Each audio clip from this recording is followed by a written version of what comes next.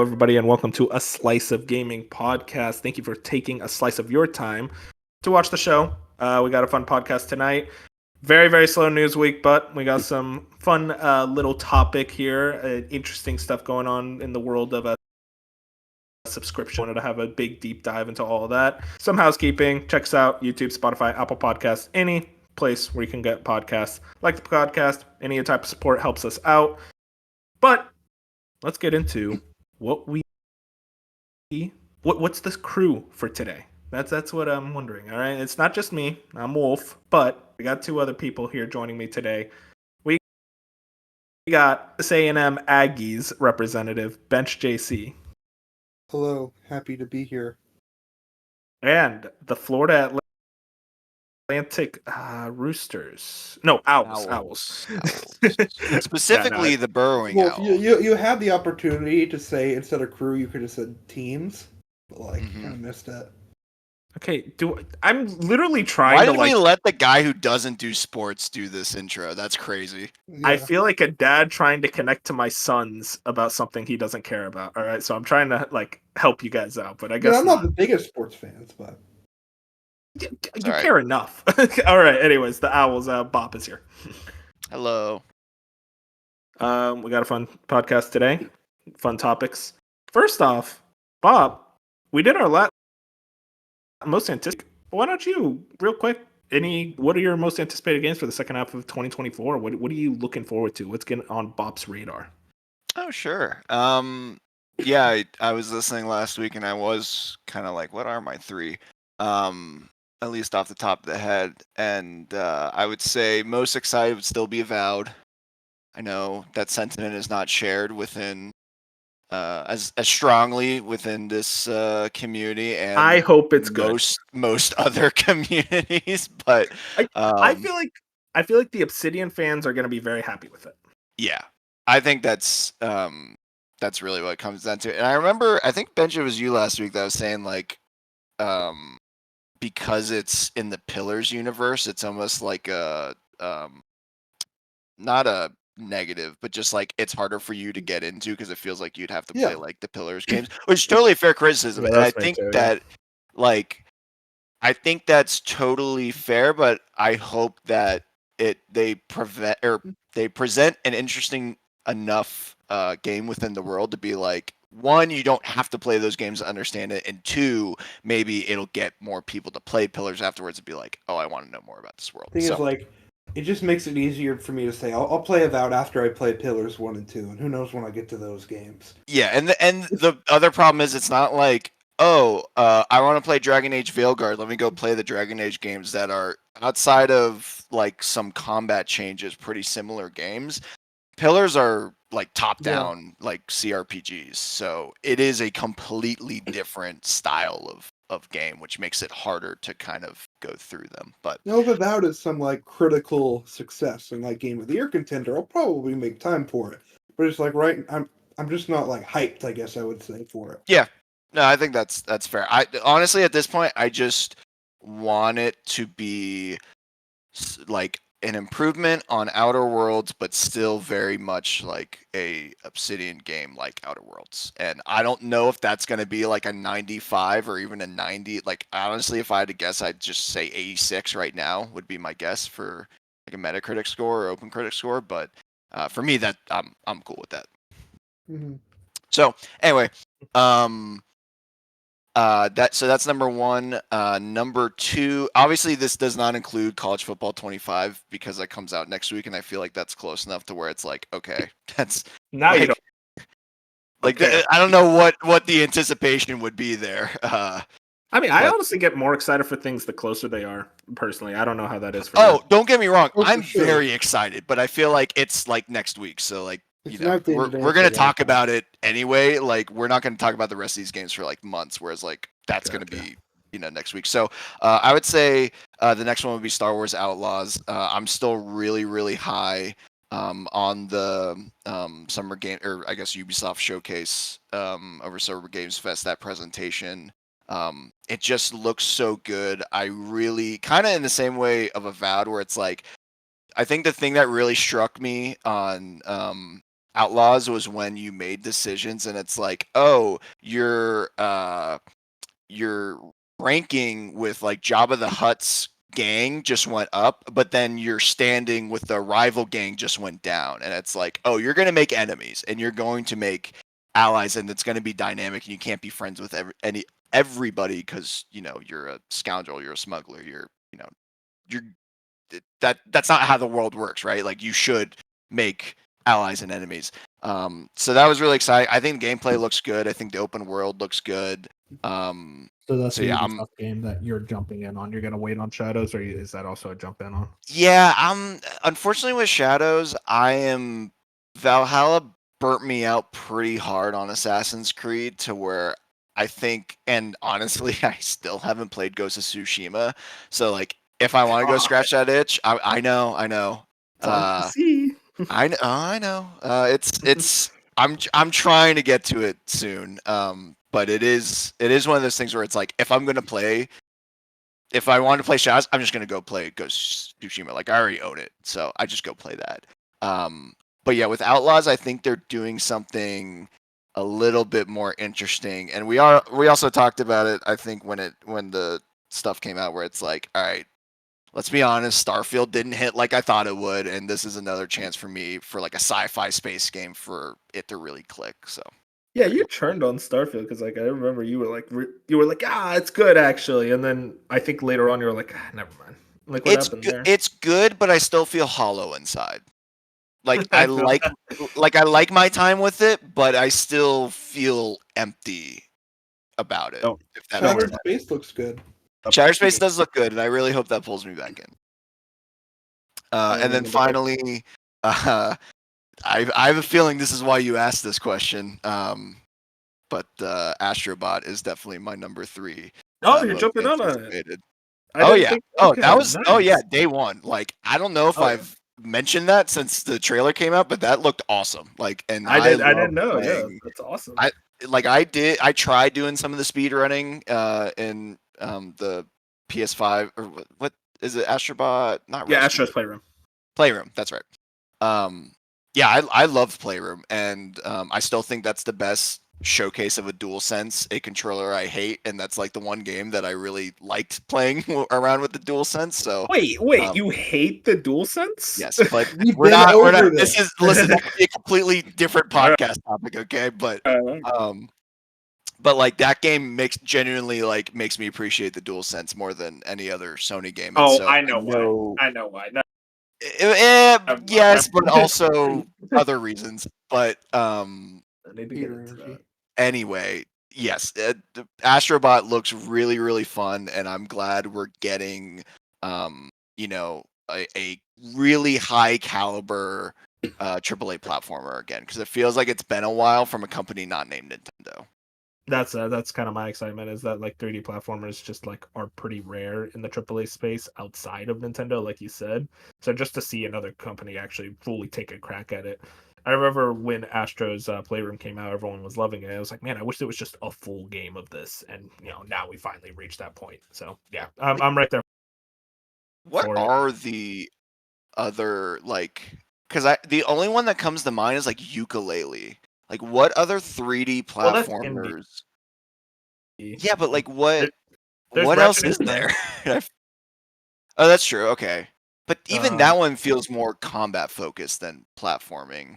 Yeah, I mean, like there was Penny Big Breakaway earlier this year. That's true. Okay. See, this is my thing. There's not a lot of 3D. But yeah, exactly. That's my point. Is like it's not even like AAA. Like it's just I feel like overall there was a Hat in Time, but that was 20. Right. Or like Super Lucky's Tale was also kind of like came and went. Yeah. So I'm glad we're getting some. I guess Sackboy, right? That kind of. No, that game fucking sucks. That game sucks. I don't even want to think about it. That game is like someone looked at 3D World and it's like, how do we make this bad? Oh, that's tough. Okay. I love 3D World so much. So playing Sackboy, it's like, oh, it's like 3D World. So it's like you liars. It was like the PlayStation fan copium. That's what I'm saying. All right, as a PlayStation fan, that was the most copium thing. Where it's like 3D World. No, it is not. We don't hype up 3D World enough. That's true. But yeah, No, Astrobot I'm extremely excited for. Like you said, Bob, there's just not any 3D platformers ever. So to get something, that's exciting. But yeah, that's all you're most anticipated. I mean, you could shoot out a couple if you really want to. I know. I'm surprised you didn't say her. I was gonna. That's next. Oh, that okay, would be cool. that would be next on the list. I mean, yeah, Flight Sim 2024. I'm really excited to step back into that and try all the different jobs and stuff. And I've also beefed up my computer since Flight Sim 2020 came out, so I'm excited to see how that looks. Super Mario Party Jamboree. God, I love Mario Party. Like Superstars was so much fun after the disappointment that was Super Mario Party, which was the first Mario Party on Switch.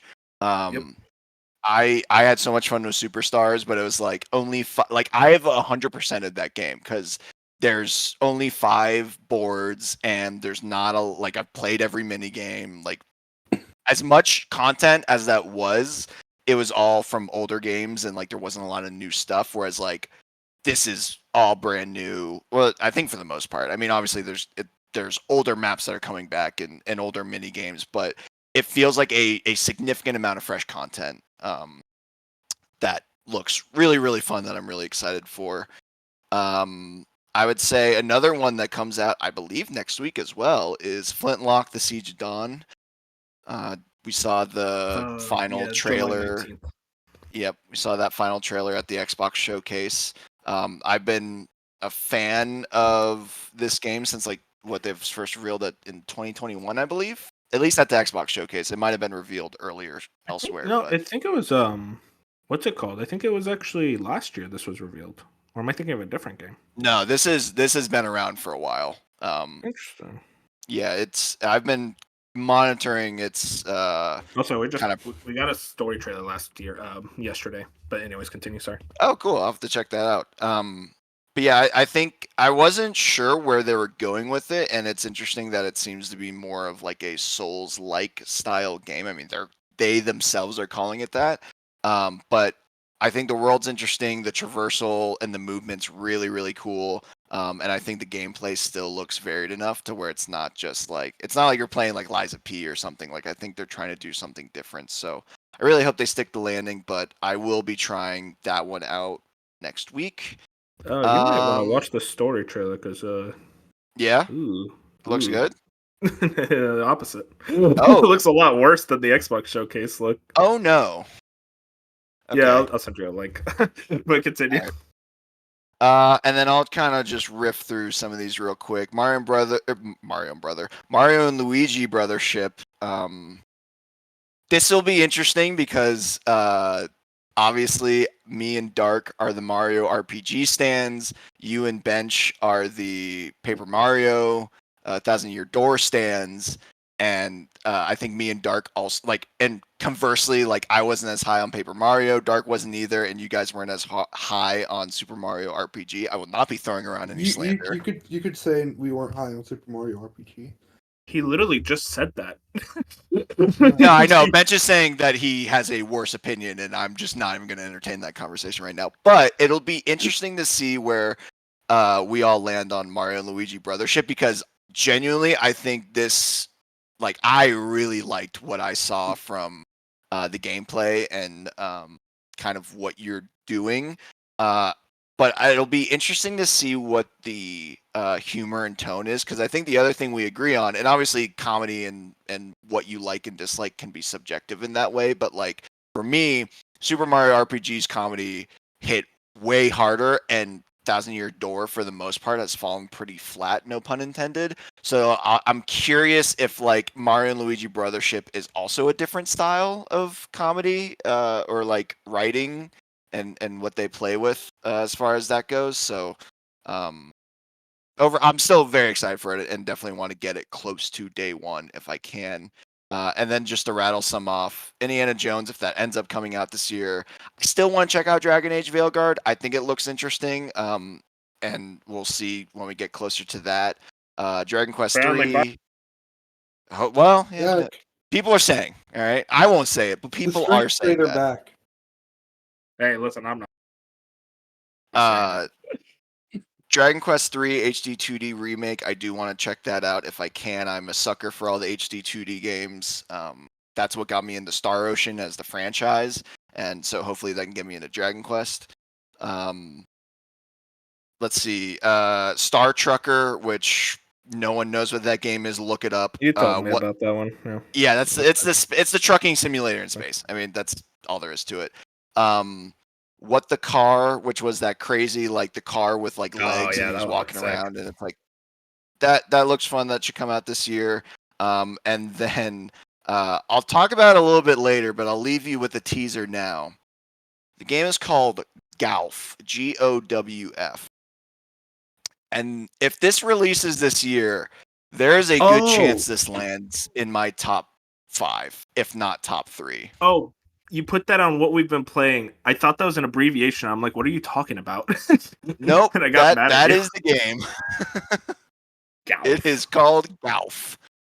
And I played that demo and I'm like, oh, this game rips. So that'll be fun to talk about. Wait, is it a golf game?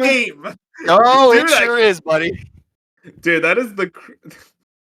What does this look That's like? why I said when I told you guys earlier, like, oh, you're gonna love what I have to talk about. Well, this looks. I don't know. You know what you do. Yeah, let me cook in the what we've been playing section. Wait, it's RPG. Exactly. That's why I'm hey. Just let me sell you on that game in the what. Nothing about the title sells it as a golf game. I got catfished. It's just like, it's like in Golf Story they call it Golf with an A. They're calling it Golf with a OW. Just mispronouncing the word. Moving on. Sports Story. We don't need to talk about Sports Story. It's okay. Nope. We can move on. All right, moving it to that's good. You got some good games in there for sure, Astrobot specifically. But yeah, very excited. Wait, what about Zelda? You interested in that? No, unfortunately, I think like no hate, but I think that's going to be one that I think if kind of like what Bench said with Avowed, if it becomes critically acclaimed, I will be more interested to check it out. But also Zelda's like kind of a blind spot for me, and I need to play more of them. To like, I haven't even played Link's Awakening, so I feel like, and I know it's not like canonically like even related. But it would make sense to play Link's Awakening first. Yeah, like I just need to play more Zelda games, and I feel like obviously Breath of the Wild and Tears of the Kingdom is one thing, but like something like this, I feel like you have to have more appreciation for the older Zelda games. That's the thing. I think specifically this is one for like the two, because it is like you are playing as Zelda. There's no combat, so to appreciate it a lot more, I think you would need to play as a lot of the games that you do play as Link. Right in the 2D. How yeah, and it'll also be like you have to like 2D Zelda. I mean, sure, Tears of the Kingdom and all those 3D Zelda games also have like tons of puzzles and stuff, but 2D Zelda is definitely more focused on the puzzle part. Right.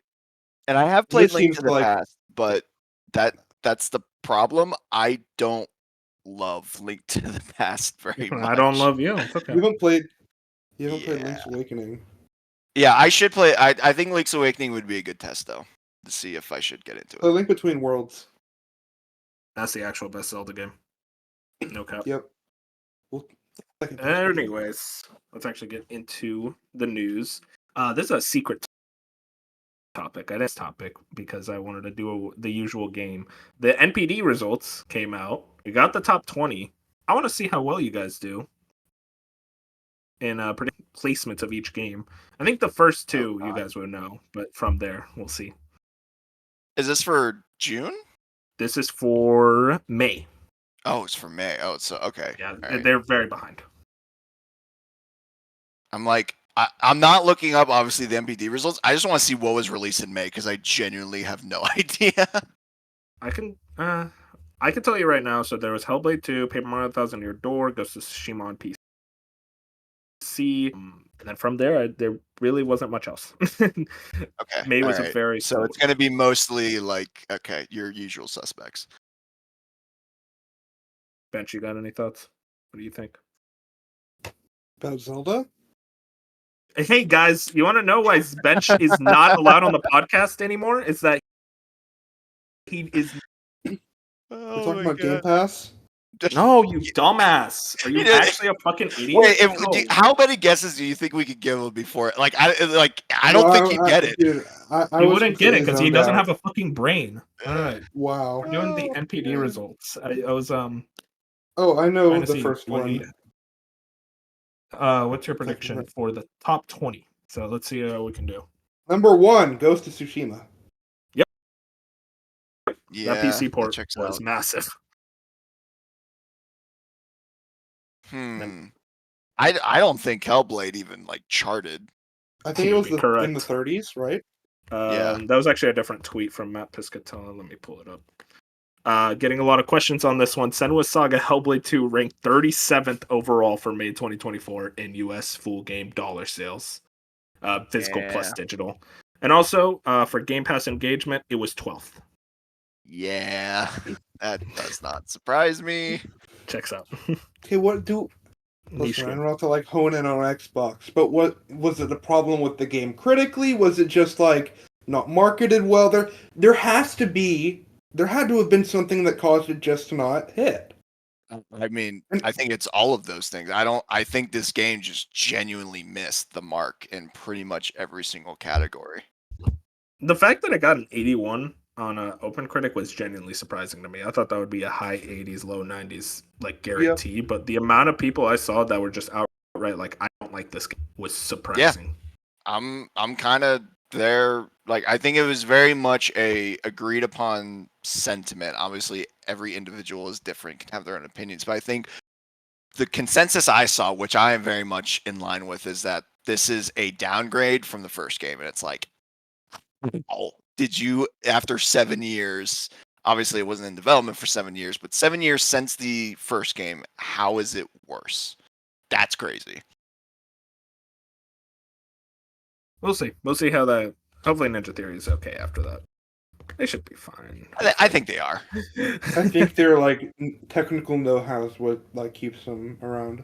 Yeah. UE5's gonna. Hopefully, they don't just go to a support studio and they're just the Unreal Engine consultant. I hope they still are able, because I don't think they'll close because of that reason. But I hope they don't get Toys for Bob, where they just become a support studio for someone else. Don't remind me of that, Pop. I'm not joking. When I saw the news of Toys for Bob and Vicarious Visions Studios, that was one of the worst days of my life. Yeah, I was so depressed. I'm right there with you. Anyways, so you guys got number Ghost of Tsushima. From there, what are we thinking? Number 2, number 3, number 4. God, I don't even know. I'm just honestly at this point, I'll be happy if the games, I guess, are on the list. Sea of Thieves. Sea of Thieves was number 6. That PlayStation launch really helped it up. Yep. I'm trying to think of what came out. Paper Mario. Stellar Blade is 10. Paper Mario is 2. It was 2. It was only digital sales. Or no, physical sales. So that's not including digital sales. But it came out May 23rd. I was it was only had a week to be on NPD. Doesn't matter, apparently. No, with a Nintendo game, I'll tell you that. That's crazy. What are the other usual suspects? Rise of the Ronin? Rise of the Ronin was 17. So around the spot I would expect for that game. I don't know. I might be in trouble for this one. Probably. Man, you guys there's obvious suspects that you guys haven't even thought of. God. This is the problem. I just took a vacation, so I'm I have not been thinking about video games, so I'm what the hell are even popular games? I've kind of been in a video game bubble of kind of just laser focused on what I was playing. We are failing you right now. Yeah, is what? Elden Ring? Elden Ring was number 8. That Kai Cenat stream boosted it. Oh, it was usually around the 15s, and now it boosted all the way to 8 because of the Kai Cenat stream. Looking at think of the most popular video games ever. I mean, GTA. Please be on Mario Kart 8. GTA is not on there. Fuck. And then Mario Kart 8 is number 15. Played that today. Good game. Okay, Call of Duty. Call of Duty, which one? What the Modern Warfare 3, yeah. Jesus, Bob, you really have just come Yeah, back I from just vacation. Prince Number of Persia. Okay, all right, we're back. There's no way, Bench, that Prince of Persia would have been on this list. No. I'm just thinking of games like. I respect that it's like, yeah, Prince of Persia's in the top 20 best-selling games in the U.S. Like, God, I wish. Hogwarts Legacy? Yep, Hogwarts Legacy is 9. Wow, that's insane. You guys are missing, at least in the top 10, 4, 5, 7, and that's it. 4, 5, and 7. What came out? Oh. The other Helldivers got to be somewhere on there. Helldivers 2 is number 4. Okay. So that game is still selling well. Weird headline where it was like, Helldivers 2 has lost 90% of its players. It's like, yeah, that's normal. It still has like 40K concurrents. What about Power World? Power World is not on the list because it's not, it was a Steam game. Oh. That's a weird case where I don't think it was on the January or February one because it's like I don't know what exactly it is. It's like some stuff like that wouldn't make it.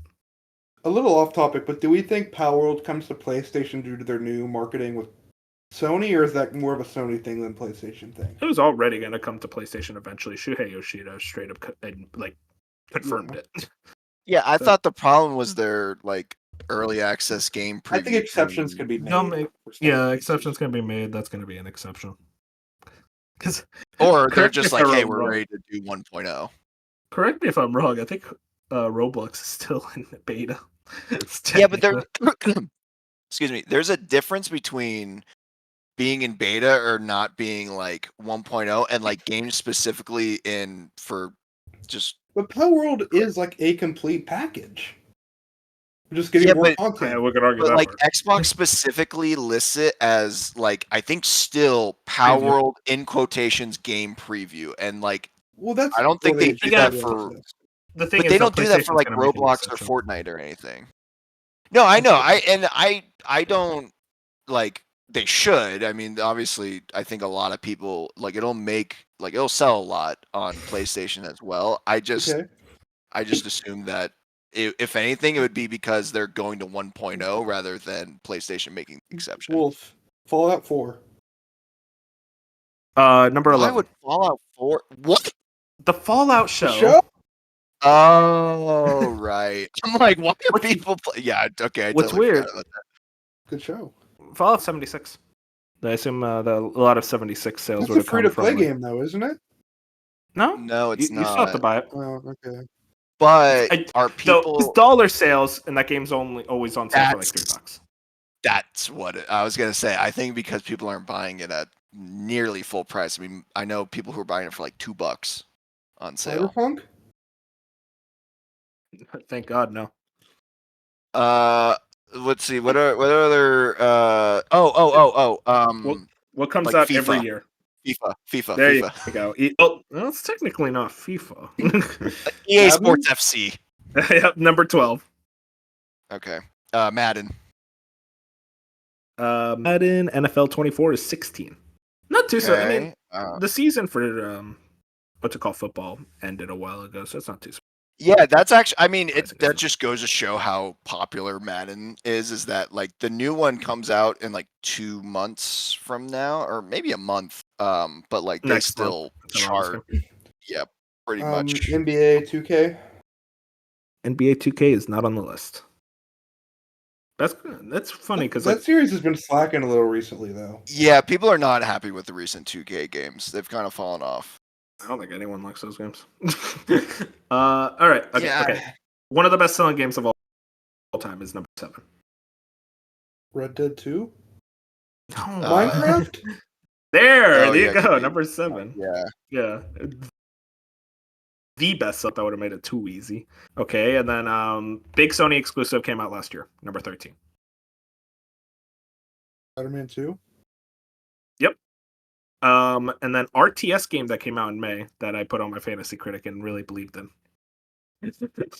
Oh, Homeworld. Yeah, that was number 14. Man, I wish Wow, Fantasy that's Critic actually- was sales. I'm pretty impressed with that. Yeah, that's impressive. Oh my god. And then the last games for which apparently came out that month. Mortal Kombat 1 and Dragon's Dogma 2. That makes sense. Oh, good for Dragon's Dogma. Dragon's Dogma 2 still has some legs. That's impressive. I guess it was Well, May though, so that's only like 2 months. Like I'm thinking Still, July. Like yeah. Oh, by the way, I realized you guys didn't say MLB The Show 24. That was number 5. Oh duh, yeah, that came Do out. people like those games? No, the People show love is them. more. No. Yeah, the show. I would say it like okay. They're Here's my actually tier. consistent. Here's my tier list of, or at least I think what the general accepted tier list of like the sports games are. Obviously, college football. Now that's back Biased. is number 1. Yeah, I am biased, but well, that's number 1. I would say FIFA still is probably number 2. No. FIFA lately has been kind of slacking. You think? Okay. MLB is better than FIFA. Yeah. Okay. Then probably the show. Then FIFA. Then Madden. Then 2K. Also, it's not called FIFA anymore. Oh my god. You know what I mean. And real fast, the year-to-date games. Can you guys tell me the top 5? Hogwarts Legacy. Zelda. Hawks is number 9, and Zelda's not on the list at all. It's Modern year-to-date. Warfare 3. Oh, I thought you meant So like made of man, No. but no. Modern Warfare 3. Modern Warfare number 2. Okay. Helldivers 2. That's the number 1 best-selling game of the year so far, Oh, nice.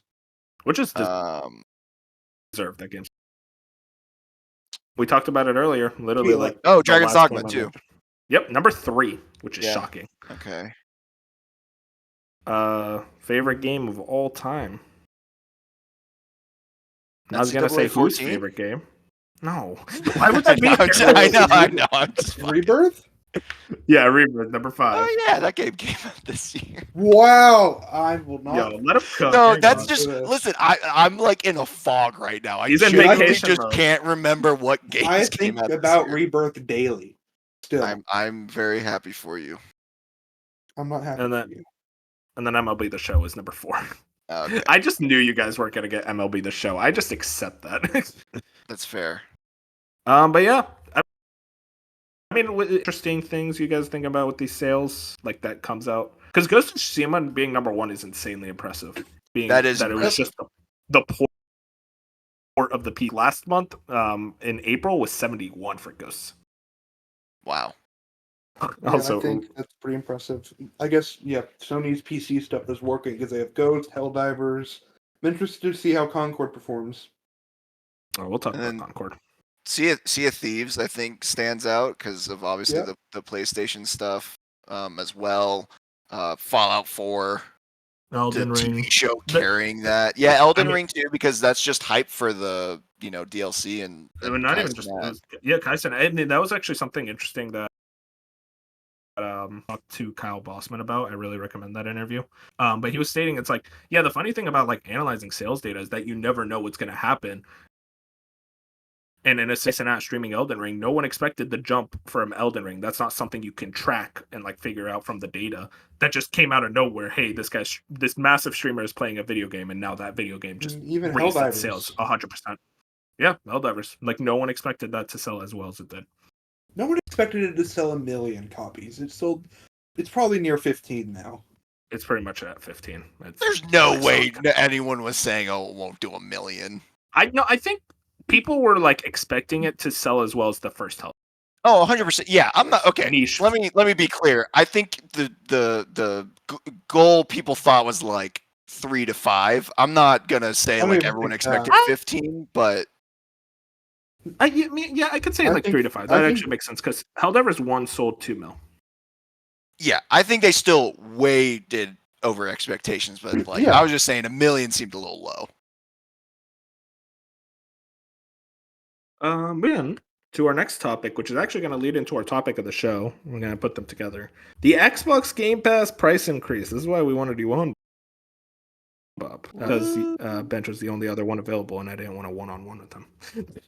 It was my idea to ask Bob. By the way, I will. Yeah, when he asked, I was like, "Oh, so the whipping boy can take his lashes for the week?" Yeah. Whoa, wait, I didn't say that. Wait, hang on. No, I know. I said that. Like that was the you guys asked me to be on is me translating into that. You're the Xbox guy. Not anymore, bro. No, I'm kidding. Anyways, Mario 64 as the tweet. Game Pass Ultimate price increases to $19.99 a month or $74.99 a year. PC Game Pass price increases to $11.99. Xbox Game Pass Core annual increase to $55.99. Xbox Game Pass Console will be shuttered for new users only. Current subscribers will be allowed to maintain their sub. We'll continue. New Xbox Game Pass standard tier launching in September includes Xbox back catalog but doesn't include day one games. Priced $14.99 per month, includes Xbox Live Gold but won't include Xbox Cloud Gaming. Okay, so we're gonna talk about this with the topic, but like, but I wanted to talk for like our overall thoughts, what we think about this change, specifically the messaging, because I think the messaging fucking sucks. Because I'm so confused. Standard acronyms.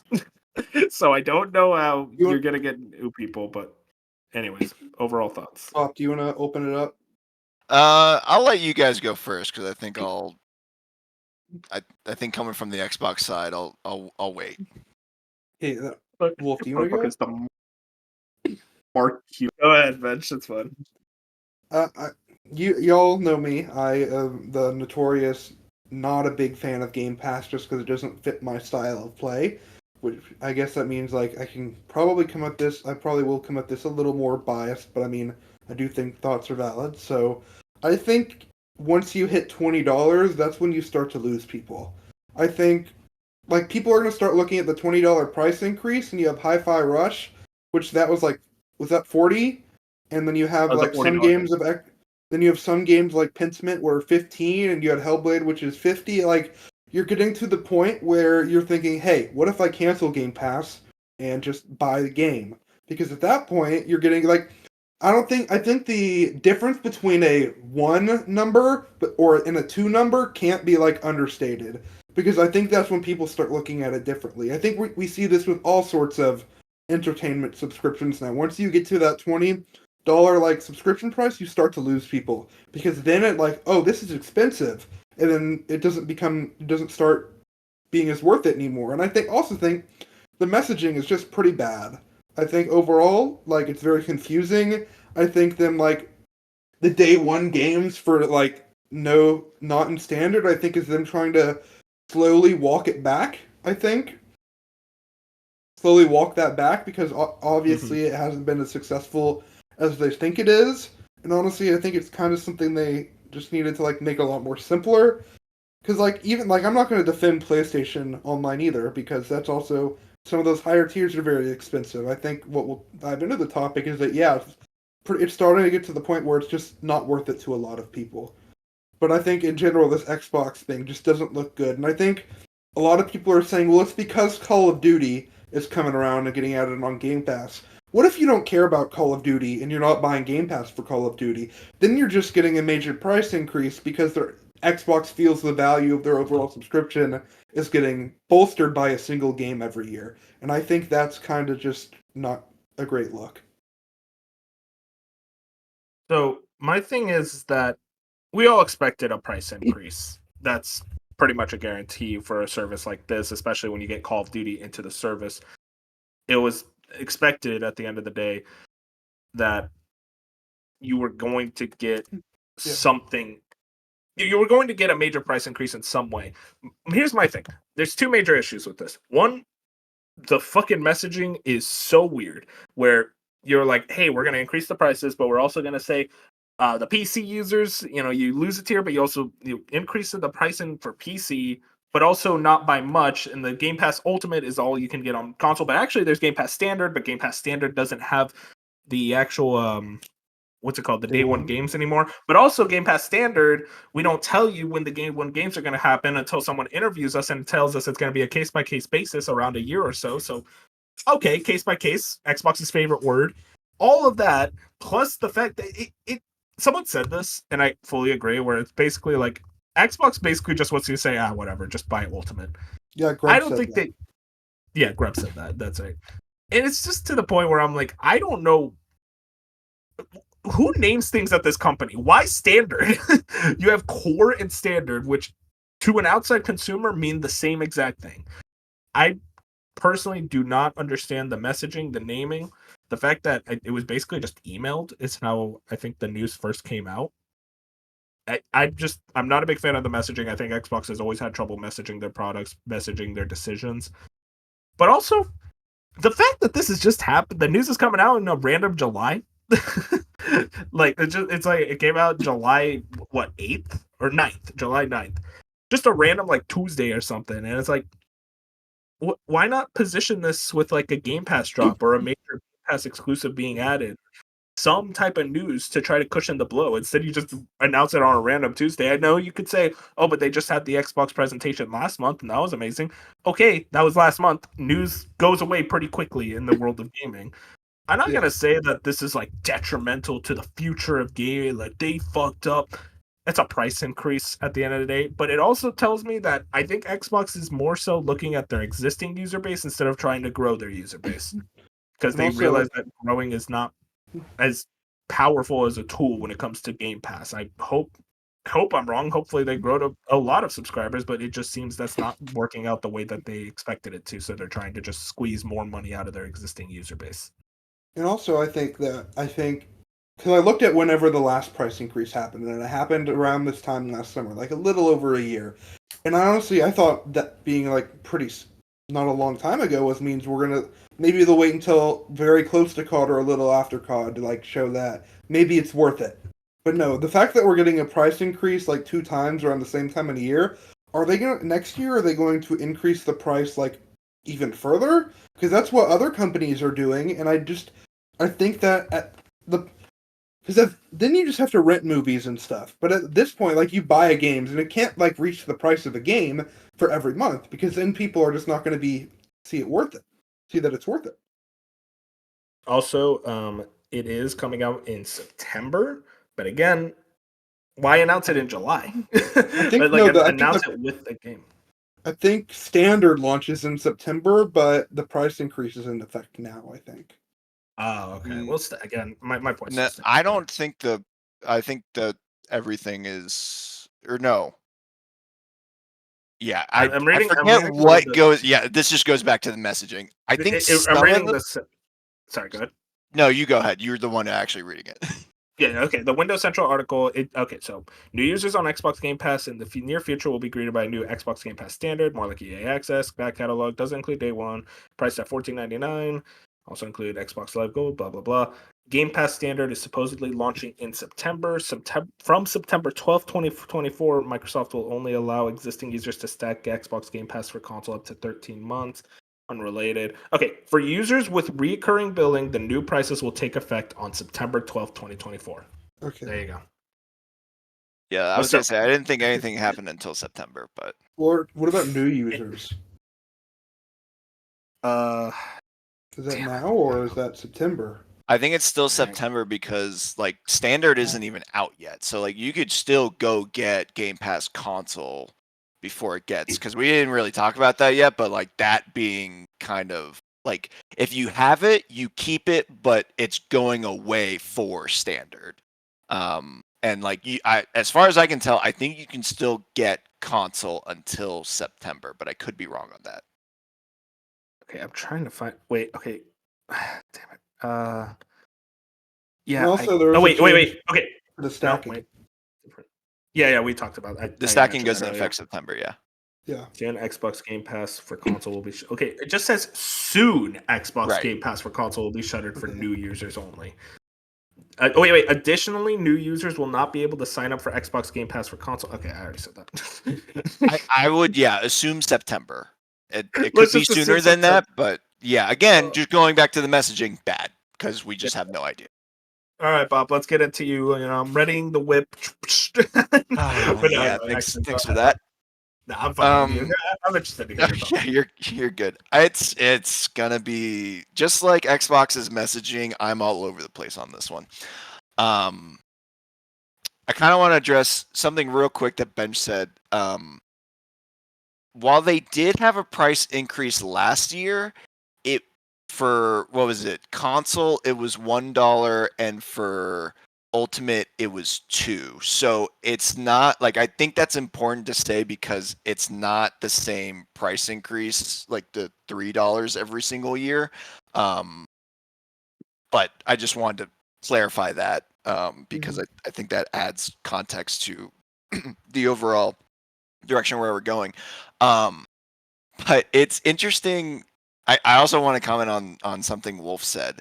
So if you all remember, in August of last year, PlayStation, and I'm not doing whataboutism. Don't think Yeah, I I'm was starting about this to on say that was PlayStation because I'm stupid. doing whataboutism. I thought But that was garbage back then.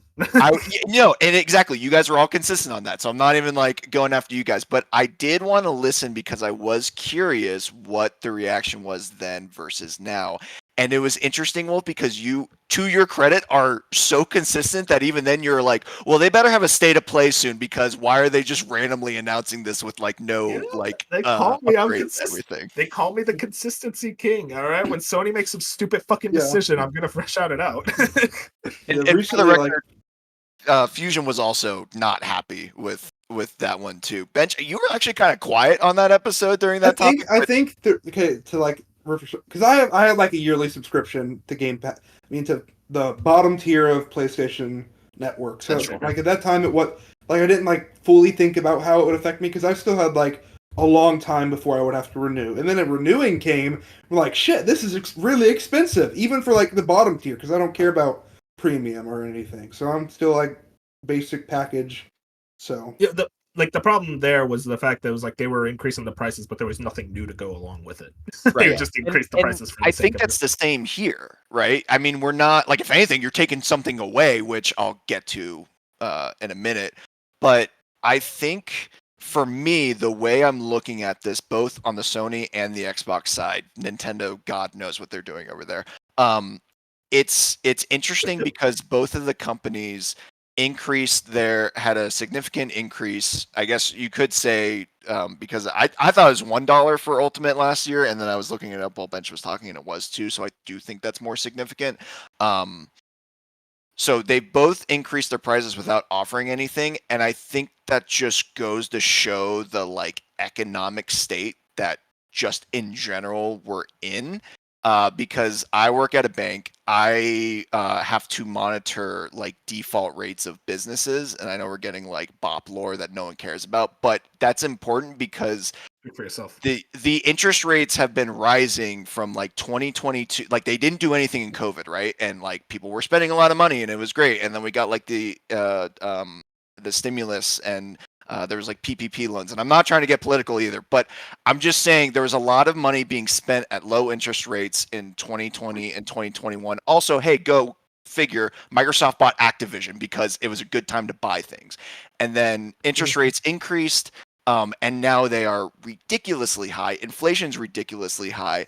And like the shitty part is it's like the businesses should not be increasing prices to like maintain their profits. It's like, hey, maybe you guys just don't maintain profits, but that's capitalism.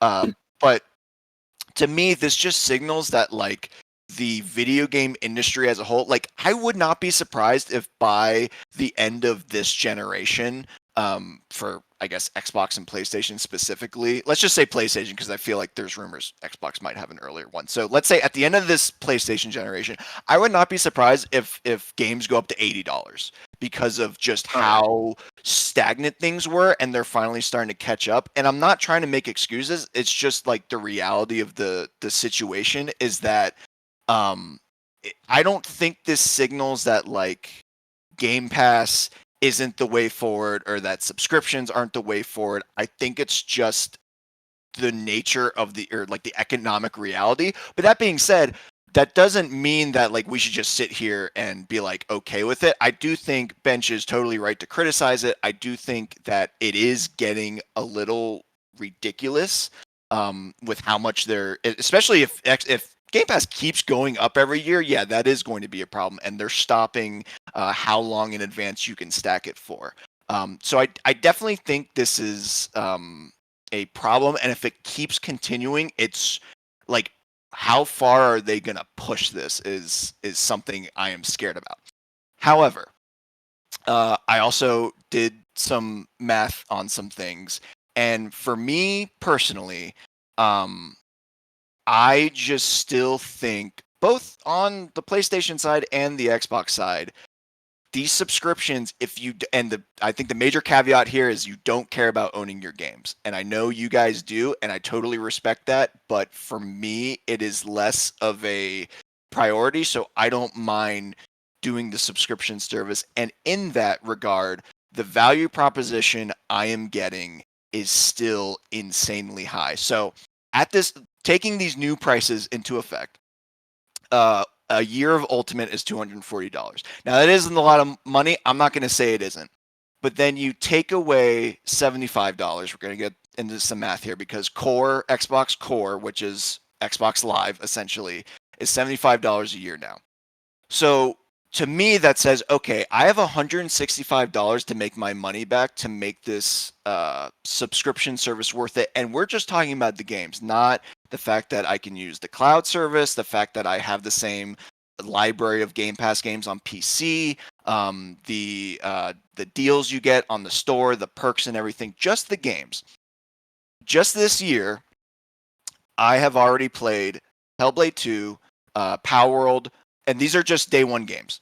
Hellblade 2, Power World, Flintlock is next week, and then I'm pretty sure COD will be this year, Flight Sim will be this year, Avowed will be this year, Indiana Jones hopefully this year, and then Star Trucker. And those are all at different prices. Like Star Trucker's $30, Hellblade 2's $50, like Bench said. That's still $430. So in that way, I'm saving $265 by paying Game Pass Ultimate for 1 year at this new price. And on top of that, I have never paid face value for Game Pass. There was the $1 trick, which was abused. And even now, like I go and buy, like I just did it after the announcement because I wanted to stack it for a little bit more than a year. I stacked 3 months of Game Pass Ultimate, which at this price should be $60 for 3 months. I pay $25.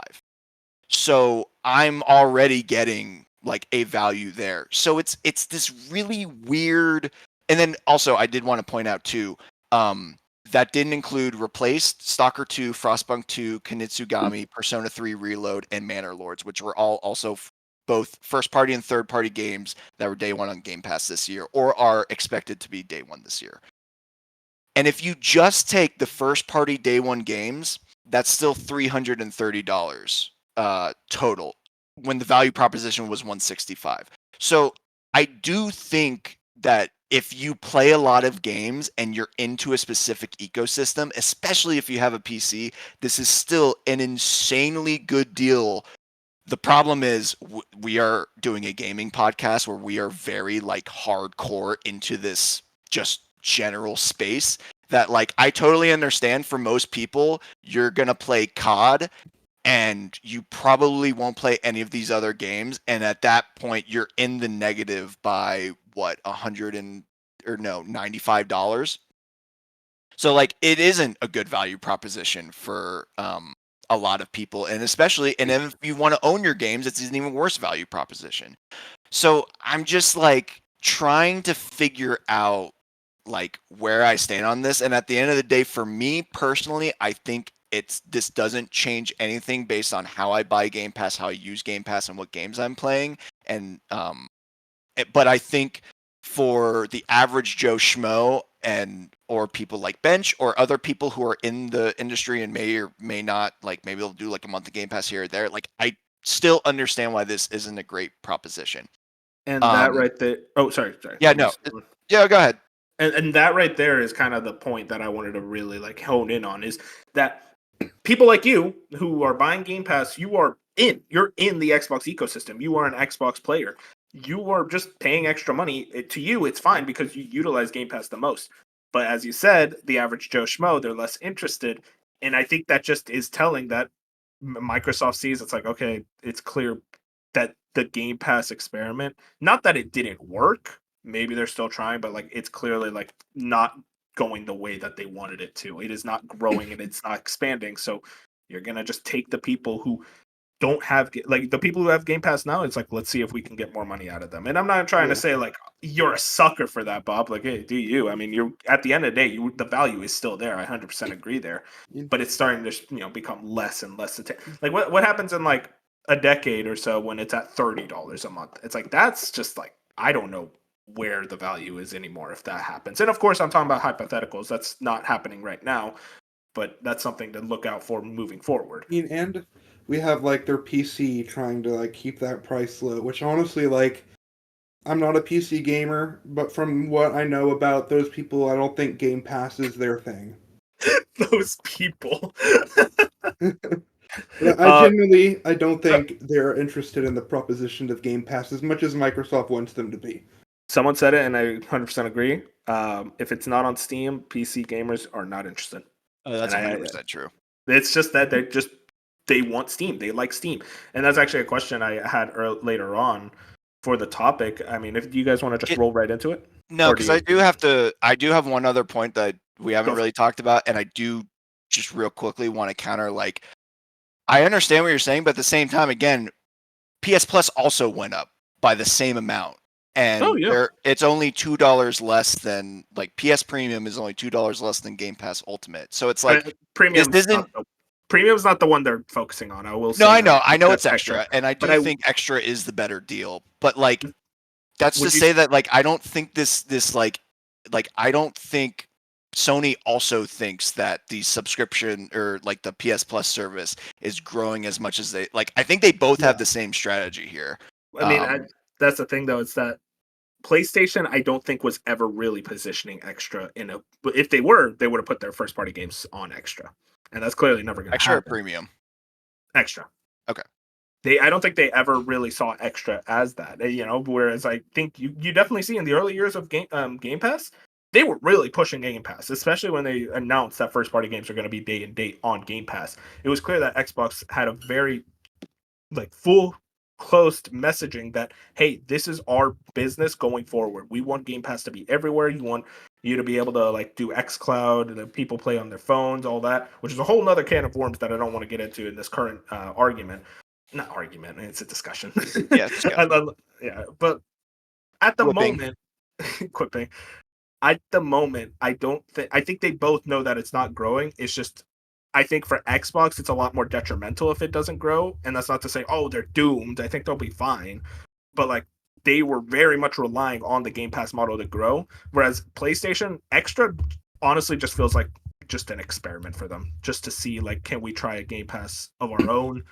And it's clear they don't put like they do good on Extra. Like Extra has a lot of good to it, but it's not the Game Pass deal. Yeah, and that is fair too. I think what each company is trying to get out of their subscription services and what their plans are two different things. So I think that is fair. So real quick, two gripes, and one of them relates to PS Plus that I have with this specifically. Outside of the messaging, I think we already covered that clearly through our fumbling of like dates and like what's going on. Terrible messaging. I agree. Standard and core sound the same exact like the same thing, so that's confusing. But I think it's worth pointing out the one thing that PlayStation still does that Xbox for some reason I think got away or doesn't do anymore is you can either pay like PS Essential or PS Extra, for example, is $15 a month, or you buy it all at once for a year and it's only $135 instead of being $180. So you save $45. Whereas for Game Pass Standard and Game Pass Ultimate and Game Pass PC and Game Pass Console, only Game Pass Core lets you buy a year at a discounted rate. All the other ones, it's month to month. Now, you can do what I do and stack them up, but it's like, why are you getting rid? Like, that's the thing that drives me insane. Is like, why did you take that away? Who does that benefit other than you guys trying to like squeeze more money, to your point, out of us that I don't like? So I really hope that I don't think they're going to bring it back at this point, but that's one of the things that really bothers me. But then also too, this like move from console to standard is genuinely perplexing because you're saying, okay, essentially it's a $4 price increase because it was $11 a month. Now it's $15 a month. And of course, there's no buying a year option. And it's going up by $4 and you're taking away the feature. Like, to me, if Game Pass Standard was 11 and Game Pass Console went up to 15, and it's like, okay, if you want your day one games, you're going to have to pay an extra $4. That makes sense. It's the other way around, though. How are you charging them more money for no day one access? And that's the part where I'm like, what was the thought process here? It's confusing. That's the thought process right now. Is how I feel. Is that I'm just so confused, and this messaging is so over the place. And again, standard and core synonyms. They need to fire whoever names their stuff. That's all I'm saying. That's like, I don't know. It's a very complicated web, and it's like there are so many things to unravel, and I still think like they're going and the other thing I was going to bring up is, and I think Grub also mentioned this, but it's like we just had an Xbox showcase where there was no play it day one on Ultimate. It was just play it day one on Game Pass. And it's like, wow, so you really just shot yourself in the foot with like your biggest marketing event of the year, because now your marketing isn't consistent anymore. And they definitely knew they were going to increase the price. Right, yeah, this wasn't just something they decided in the last month. Like they knew they were going to do that. So that's frustrating. But yeah, I mean, it's just a weird, like, some of this was unavoidable, going back to like the economy talk, but then there are certain decisions and certain ideas, because I don't mind that they are pivoting to no day one games at a certain tier, because I think they're clearly already pivoting by putting their first party games on PlayStation. So like that in itself is not a crazy idea, but how they're doing it and how they're justifying that, it's like, yeah, I don't like, you guys are clearly trying to sell out to a certain extent, because I don't have any other answer for that. Well, I hope you have some answers for our topic if we're ready to get into that. Let's do it. So I wanted to talk about the state of subscription services. You know, how we feel about them, what we need to change, and also this is just gaming because I can sit on a box and complain about Netflix all day, but we're gonna stick to gaming. There's a lot of subscription services, and right now, I just want to get top level thoughts and your current opinion, the value proposition, and how you feel about subscription services as a whole. Personally, as you alluded to, Bob, I like owning games. I just do. That's just the way I play games. I don't mind subscription services being there as long as they don't replace the way I buy games. That's fine. I think and that's actually a question I want to add, is if they start making it games exclusive to subscription services, that's when I'm going to start writing. But like right now, that's not the case. It's just like I can buy the game if I really desire. And I did own Game Pass. I had extra for like a month, I think. And like I tried these out, and it's like it's cool to an extent, but for me, it really is just like buying a game, even digitally, like buying it, and like obviously you don't own a digital game, but like at the end of the day, it's still something that's on my console that I can play at any time. I don't have to worry about an ongoing fee. I just bought it once. And Bench, can I finish first? Thank you. Well, but as someone who likes to buy games, who likes to own games, you know, one at a time instead of this massive array, yes, it looks incredible to have all these options. I get very much intimidated by the options. I'm one of those people that I have really bad choice paralysis. And so I'd rather just have less choices that I can just get at the moment. But yeah, that's my viewpoint on subscription services as a whole. You can go now, Bench. Yeah, we were just saying, like, some people have the argument that you don't really own games on digital, and to an extent that's true. But I mean, I'm digital only on everything, and I do count like just buying a game on digital as owning it. I just like pretty much have it to perpetuity. You can argue that you really don't, but I mean, I don't think backwards compatibility is really going anywhere. So that's what I wanted to say. But yeah, what's your opinion? Is that all your opinion on subscription? I mean, yeah, I mean subscriptions. I think in general, I mean, I think at this point, the only thing that still annoys me is that we have to pay for online on like every platform. Like, I would still pay for the basic tier of PlayStation, even if it didn't include online and I just got the free games every month. And for Switch Online, like I mean, I still think the things we get besides the online access are enough to justify that cost. And for like Xbox, I don't like Game Pass. I don't pay for Game Pass. And kind of having a portion of it tied into kind of the Game Pass ecosystem to pay for gold and make it a higher price. Like, if I'm going to play an online game, I know I just can't get it on Xbox because I don't want to keep that dual sub going. So I think that kind of like hurts some of my purchases over there. So overall, I think the big thing I think that needs to change for online is kind of like change for subscription services is um, just take out the like if you don't pay for this, you don't have like online access on the platform for all three of them.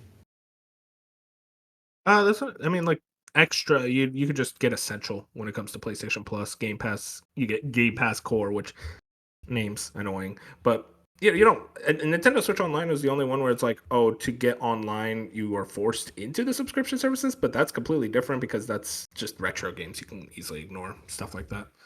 So I don't think that's really an issue personally. Bob, I know your opinion, but why don't you tell us off? Sure. I mean, it's a little more nuanced, but I'm kind of similar to Bench where like I have one main one, and then I don't have any interest in the other ones. So the exception being Nintendo. So I have Game Pass Ultimate, so it's like I don't buy as many Steam games or games on PlayStation because like there's a good chance if it's third party, maybe it comes to Game Pass, or obviously if it's first party, I'm gonna play it on Xbox. But like that is like my main hub, right? So kind of in the opposite of Bench, the only time I paid for PlayStation Plus was when I first got a PlayStation 5 and they did the PS Plus collection. I got a deal where I was a first time user, so they gave me 50% off. So I paid $30 for a year. I played games in the collection, and then I let it lapse, and I've never paid for PS Plus again. And on the kind of a similar thing, I won't like if it's a third party game, the only way I'm buying it on PlayStation is because obviously I'll buy the first party games on PlayStation and not wait for like PC or anything. But if it's third party, I probably won't buy it on PlayStation if there's an online component because I don't want to pay for it. Now, where me and Bench differ on that is I understand why you have to pay for online to an extent.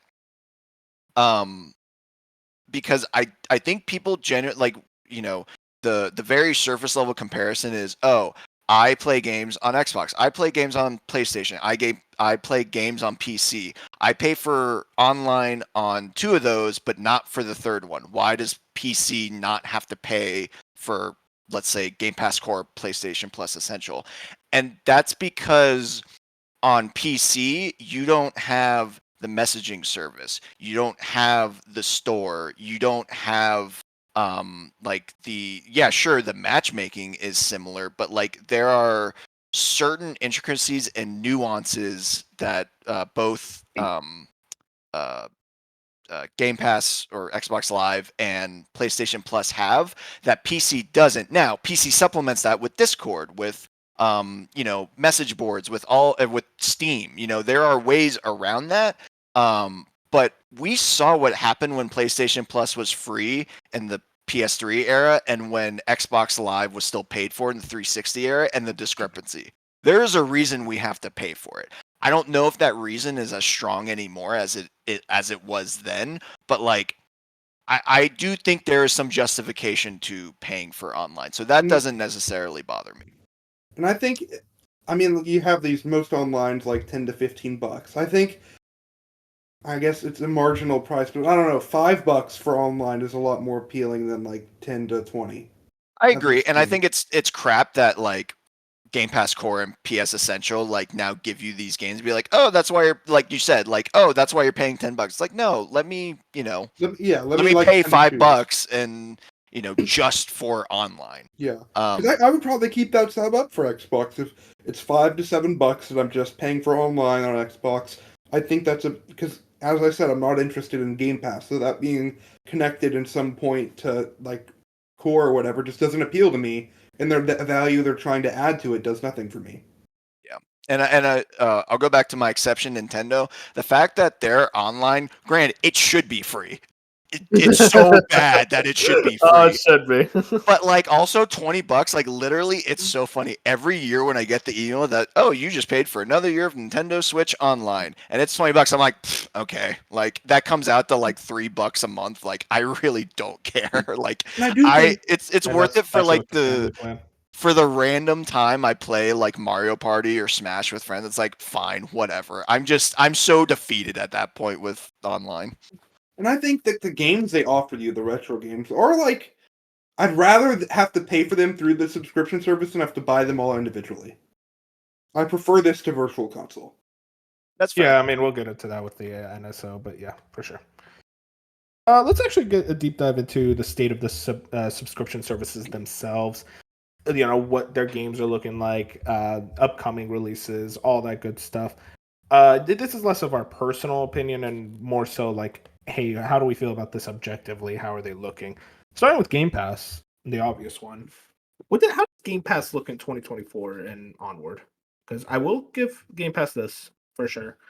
The day one games, especially if you're a Game Pass Ultimate member, because now all this freaking flubbing up, but Game Pass Ultimate members, it looks a lot better than usual when it comes to Xbox first-party games. We're getting a lot more stuff now. We're finally seeing the dominoes fall. So it took a few years, but we're getting games. They look good. Hopefully they come out and they do what they need to do. But how are we feeling about Game Pass overall?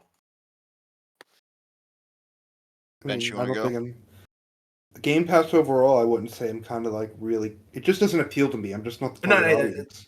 Objectively, as I said earlier, but you got an earworm or something tonight. I don't know what's going on. Objectively, I don't think. I think the $20 for Game Pass just doesn't make it worth it to the general population. I know Bob said his price breakdown, but I still think once you get that like 2 in the front, I just think a lot of people are going to start saying, maybe I can just do without that. The difference between someone who buys a few games a year and a hardcore Xbox player who plays almost everything. Yeah. I just don't think it's worth it. And I'm curious if this is gonna subscriptions are gonna stay level, or maybe they dip, or maybe they go up. I'm curious. I don't think we hear those numbers from anyone besides like some journalist. I doubt they say them. We get the PS Plus numbers usually for how many PS Plus subscriptions around the financial report time, like the year over year. What about you, Bob? How are you feeling about Game Pass? You kind of I'll try and keep this as objectively as possible. But I do think that the current upcoming slate is the strongest it's ever been, and it's actually like the immediate future. But like they're all individually still have some question marks where it's not like surefire wins. And then obviously like Hellblade 2 already earlier this year, we thought should be at least like a question mark, and then it ended up being a total flop. So I do think like I have hope for like Indie should hit. Avowed, I think, is a little less likely to hit. COD, obviously, I don't know how that doesn't hit. And then like Flight Sim's too niche. So it's like first party wise, I think it's almost still like wait till next year, because then you have like Fable, State of Decay 3. Not saying those are guaranteed next year, but just like looking down their pipeline. That's the other thing. We have a better pipeline of what or a better view into the future of what they have, and I think their slate could still be very strong.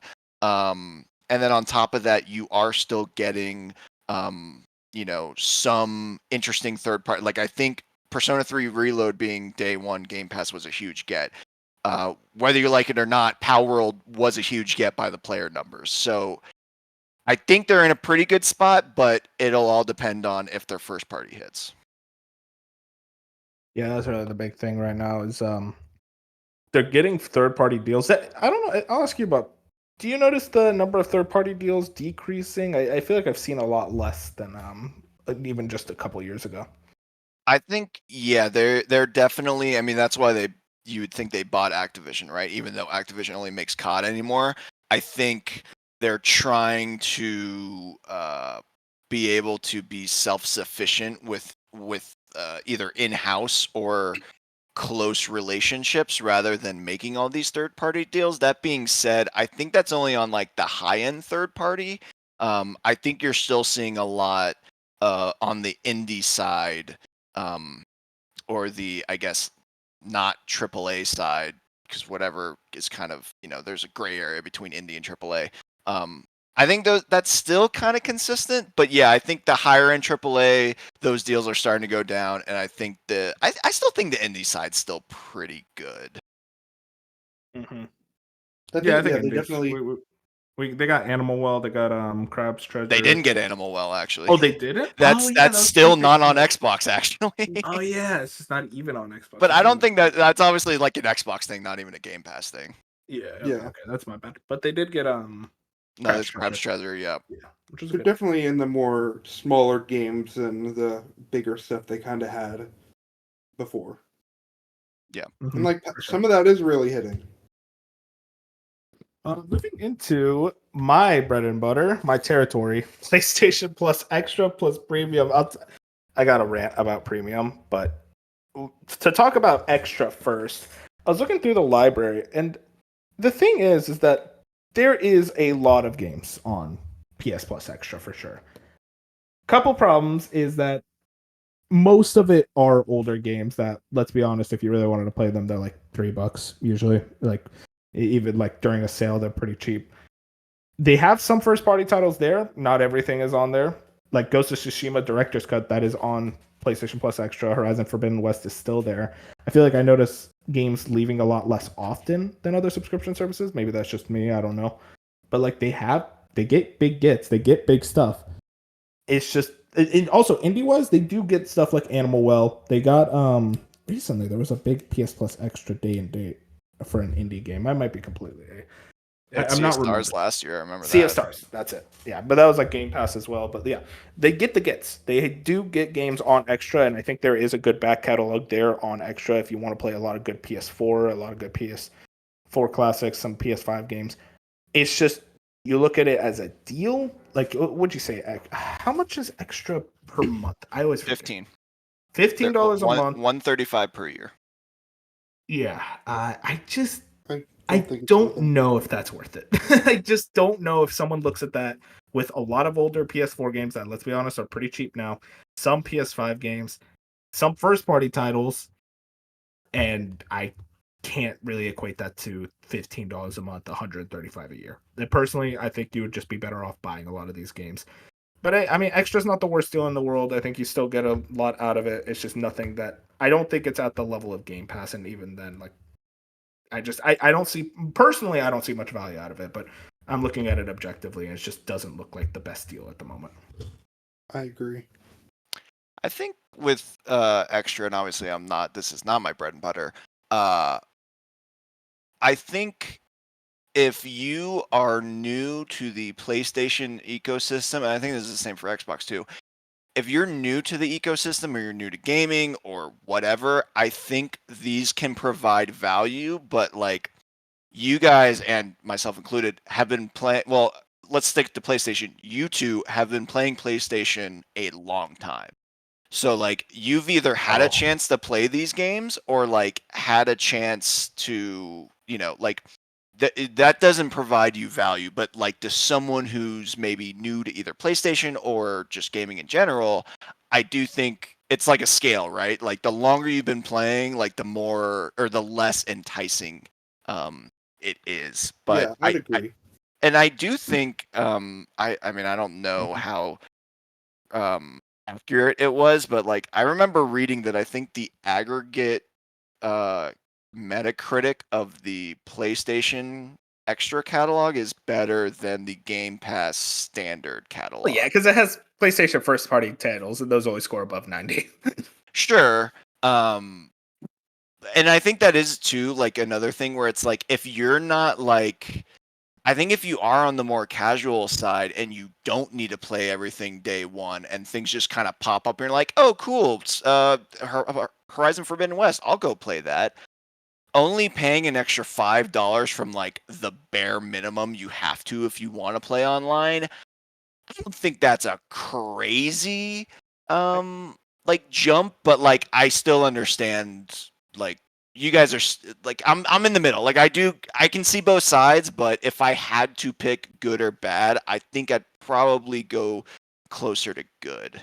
I will say my argument there though is that from the casual side, you'd probably just buy the game.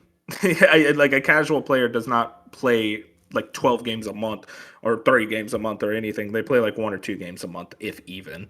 Yeah, and sure. they'd rather just buy Horizon Forbidden West, which is a game that goes on sale all the time. It's always like 30 to 40. Yeah, and I think that's especially with premium. Like, you're not going to be playing a lot of these retro games they're offering back to back to back, which honestly is one of the main selling points of premium, which makes it hard to. I'll talk about premium. Don't worry. Yeah.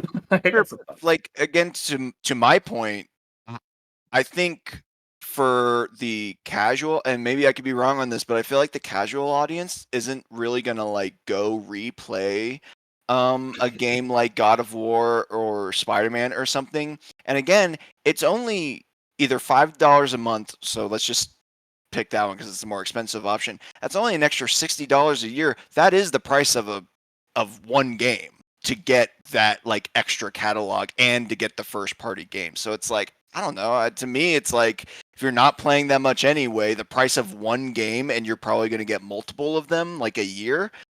I could see the argument for that still.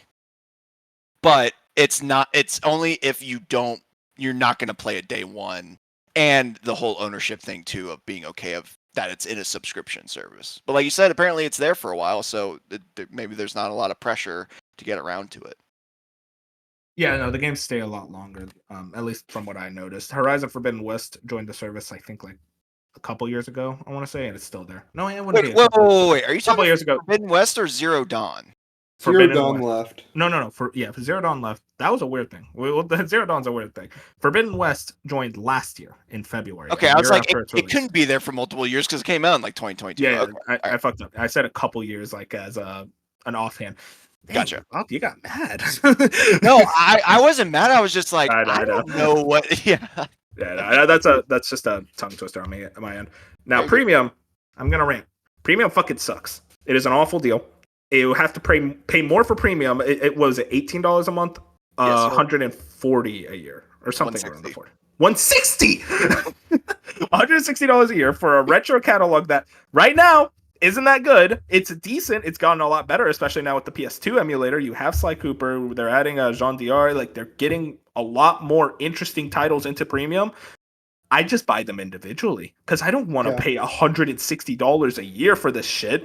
These games that, let's be honest, they're PS2 games. I fucking love PS2 games. I love PS1 games. They're fucking like 20 years old. Some of them are 30 years old in the case of stuff like Twisted Metal. We are at this point where we are saying, hey, you want to get them on the premium tier. It would have made a lot more sense if this was the tier below extra, because I think you get a lot more value out of extra. But for some reason, premium, you get this. Also, game streaming, because if you want to play your PS3 games, this giant library of PS3 games, you have to stream them because there's no backwards compatibility for PS3. You could say, oh, but the PS3 had the cell processor.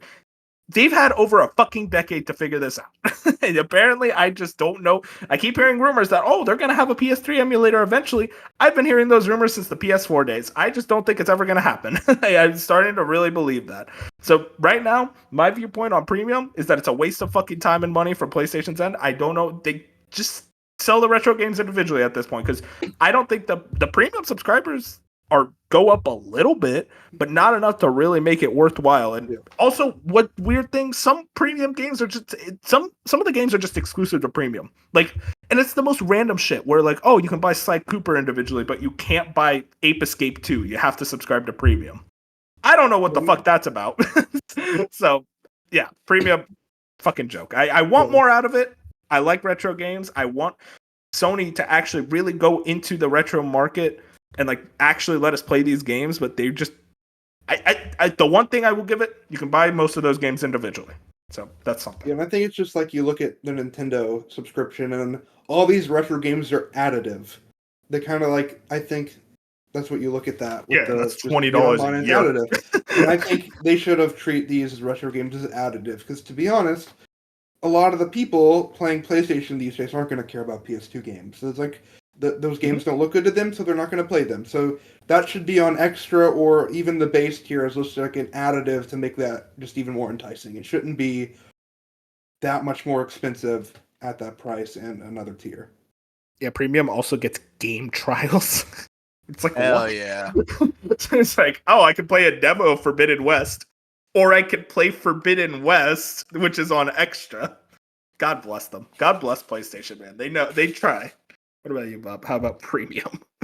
Yeah, I'm definitely with you guys on premium. I think that's definitely a bridge too far for what is like for what you're paying more a month, especially because like we're almost at the point where like your phone can emulate a PS2 game if it wants to. It can already do a PS1 game. But we're getting to like PS2 levels on your phone. And I get it, not everyone wants a game on your phone, but the point is like it is not hard. And the fact that you're like milking it to this extent. Also, quick question. Because I'm pretty sure I know what the answer is, but I'm not 100%. It's not like Xbox where like if you put your PS2 disc into the PS5, No, it's not not, yeah, right, okay. not in a Yeah, million years. that's another thing that's like, how the fuck have There- we not figured that out? There is, if you bought a game digitally through the PS Vita or PS3 store, in some cases, Daxter was one. I think Size Matters is another one. You do get it for free on PlayStation 5. Okay, so they're at least trying. I appreciate that. They try. But yeah, I mean and then the fact that like, I think a couple years ago it would have been okay, or not even, more like a few years ago at this point, to be like, oh well, PS3 emulation is hard. PS3 emulation is so like well run on most PCs now. So And I will even say, yeah, go to ahead. counter it. Right now, do you want to know the ones that are actually having the most trouble on PC when it comes to the PS3 emulation are the first party titles, because those are the big thing. The cell processor on the PS3, the godforsaken cell processor, most third party companies just ignored it. They just tried to ignore it and like work around it and use the other processor that was included in it. I'm not the tech guy, so just stick with me. No, The you're cell making sense. processor, the actual cell processor, the first party titles actually utilized it. So right now, if you check RCPS3, you will see that a lot of the like first party titles, stuff like Infamous, Uncharted, all that, it's like, oh, we get them kind of running, but not to the extent that like it would look really good, like actually like a full scale emulation for these games. Okay. So just wanted a quick correction there. No, that's good. That's definitely fair, because honestly, I was only basing that mostly off of Metal Gear Solid 4 because that was the one I'm most interested in emulating for obvious reasons. And I guess that game is so popular that they have figured out how to get that running, but also it's Konami, not PlayStation, so that makes sense. That was one that definitely utilized the cell processor, but like you said, like people were very adamant in making it work, so that kind of got the most attention. Right. Yeah. No. Okay. So that's fair. But still, figure it out. You made the you thing. made the console. You made the thing. Figure it out. Yeah, it's the same with Nintendo, but obviously we'll get there. So yeah, I think that the value proposition, you guys said, you really do lose me on premium. I want to point something out. I'm the market for this. I am the person that's going to play these games, that's going to buy these games. And they've gotten better. The last 2 months, like last month we got Sly Cooper. This huge. month we got Ratchet and Clank Size Matters. We're getting John D. Arc, which is a very underrated level 5 game from the PSP. That's cool shit. Bob, I want you to understand the hell that I went through for months. Like, oh man, this is the month they're gonna add like Ratchet, or they're gonna add these like classic games, and it's fucking Ape Escape and Siphon Filter again. Like, yes, Siphon Filter is the one I know, because it's like, how many fucking Siphon Filters are they? Because it seems like every month we're getting a Siphon Filter. Sony Ben only made Siphon Filters for a long time, and I want to point something out. They added Ape Escape on PS1, and then like I think a year later, this was my fucking breaking point, Bob, where I'm like, I can't do this anymore, PlayStation. They added Ape Escape on PSP, which is a port of the PS1 game. Oh, that's good. That is good. And it's the worst port because that one doesn't have dual analog sticks. Oh man. God bless Sony. God bless them. Anyways, Nintendo Switch Online. Yeah, another like to transition a retro service. This is very much NES, SNES, Game Boy, Game Boy Advance, N64. It took a while, but I would honestly say like NSO is not just a great deal. I think this is a great product. I am very happy with NSO. I want to play these retro games, and yeah, ownership, of course. But I think it's less of an issue when it comes to these retro games because these are SNES games. These are NES games. They've been re-released a million times. Virtual Console was great for what it was, but the problem is you had to buy each of those games individually.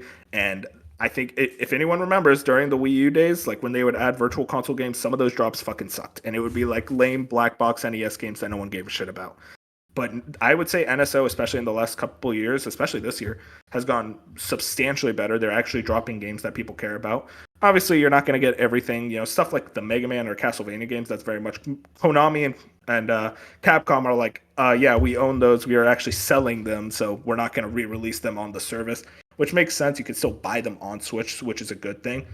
But right now, I'm very happy with it. Even the expansion pack, the fact that you get N64 and Game Boy Advance and Sega Genesis, and also, hey, we're gonna add DLCs for certain games. It's how I played the Mario Kart 8 DLC is through the expansion pack. So I think that's awesome. So again, that's $50 a year, which is like, oh, it's more expensive. $50 a year. I'm gonna be real. That's nothing. Again, like you said, Bob. Like $20 a year is nothing, and $50 a year, not nothing, but it's still like it's manageable. It's like whatever. It's especially $5 a month. Yeah, especially compared to $135 a year, or $160 for premium Right. to get the pleasure of playing Ape Escape twice. So yeah, that's really. I think NSO is a good deal personally. Yeah, I don't think NSO is a good deal, but that's also because, and I should say this, I don't like the expansion pack specifically. Oh, really? I think base NSO is exactly what it should be, but my gripe is not necessarily with the value, but with the fact that their online just sucks. I mean, I'll give you that, like for sure. they just need to, like, if I have to pay $160 a year for good internet, and like there was a package where it's like, hey, our online will be on par with Xbox Live and PS Plus, but you have to pay $160 a year, I'd do it. If it means I don't have to like lose my shit in like Pokemon Raid, or like Smash disconnects, or like I can't play Mario Party like with like low latency, if it means that, I would pay that. But the fact of the matter is that's a Nintendo problem, not necessarily a Switch Online problem. So that's really out of the realm here.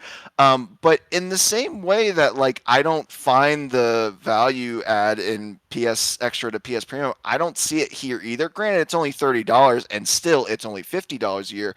But like, again, I can emulate, and granted, not everyone is into emulation. I totally understand that, but for me, it's like I can emulate Nintendo 64 games or Game Boy Advance games or Sega Genesis games.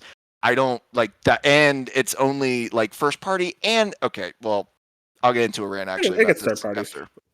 Yeah, certain third parties, sure, but like you said, not like a lot of the heavy hitters that you may associate with each console. And while I do respect, because they are the only service, I'm pretty sure, to actually put DLC on their subscriptions, because Xbox Game Pass infamously does not, except for very, very, very rare circumstances like Persona 3 Reload, which isn't even a first party. And correct me if I'm wrong, but I don't think PS Plus does either. Like, you're not getting Burning Shores or anything, right?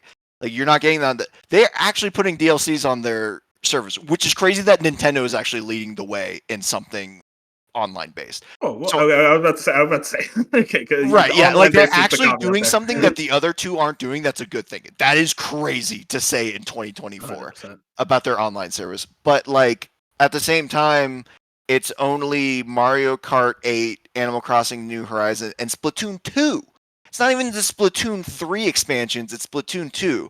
And it's like, okay, I thought, I was under the impression that it would kind of be like Game Pass or PS Plus, where like they rotate the DLCs, which obviously is a lot harder to do and doesn't make sense. But like the fact that they kind of just did this and haven't updated since, it's like, was this just a one-time thing? Are they just never doing this again? So yeah, I just that's I have some gripes there, but overall, I think still like it's nowhere near as bad as extra to premium, and it's only $50. But like for me personally, I'm only paying $20 a year. I mean, That's fair. Yeah. I'm a No, subscription. go ahead, Mebs. I'm a expansion pack subscriber, and honestly, I'd say the value's only gotten better with time. I think originally I'd subscribe to it because it was Nintendo, and I'd buy their things. But now I do think it's a pretty good value, in my opinion. Yeah, it's at the point right now where I think, Bob, you're 100% right about the online. I'm not as much of the online gamer, so like I feel like I'm a little less inclined in that area. But I also think it's very important, especially when I was playing Smash Ultimate online a lot. That online was rough. It did not That work a game had lot good as online. that game needed a bit more time in the or not even the game. It's just Nintendo's No, it's online the servers. netcode. Yeah. Yeah, it's there's a lot of issues with Nintendo's actual like online services. I 100% agree there. I disconnect a decent amount from Mario Party games. I wish it was never, but hey, that's just it's rough. I 100% agree, but I think purely looking at the game's catalog, I think it's very strong. And also the emulation argument, I will like push back a bit. I think I understand you're coming from a personal viewpoint, but I think you look at the vast majority of people out there who play like games, who want to play retro games.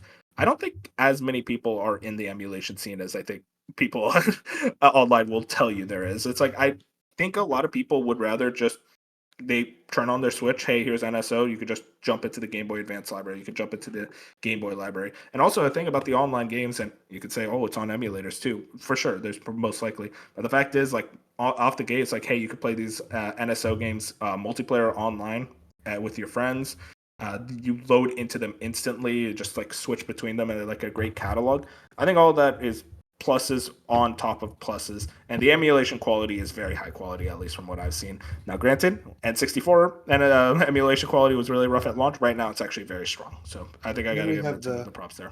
99 games as well, which, I mean, Yeah, I'm you not get someone that's a mark for those, but I mean, it's a cool proposition to kind of have those things. And I know they're like Tetris quality 99. too.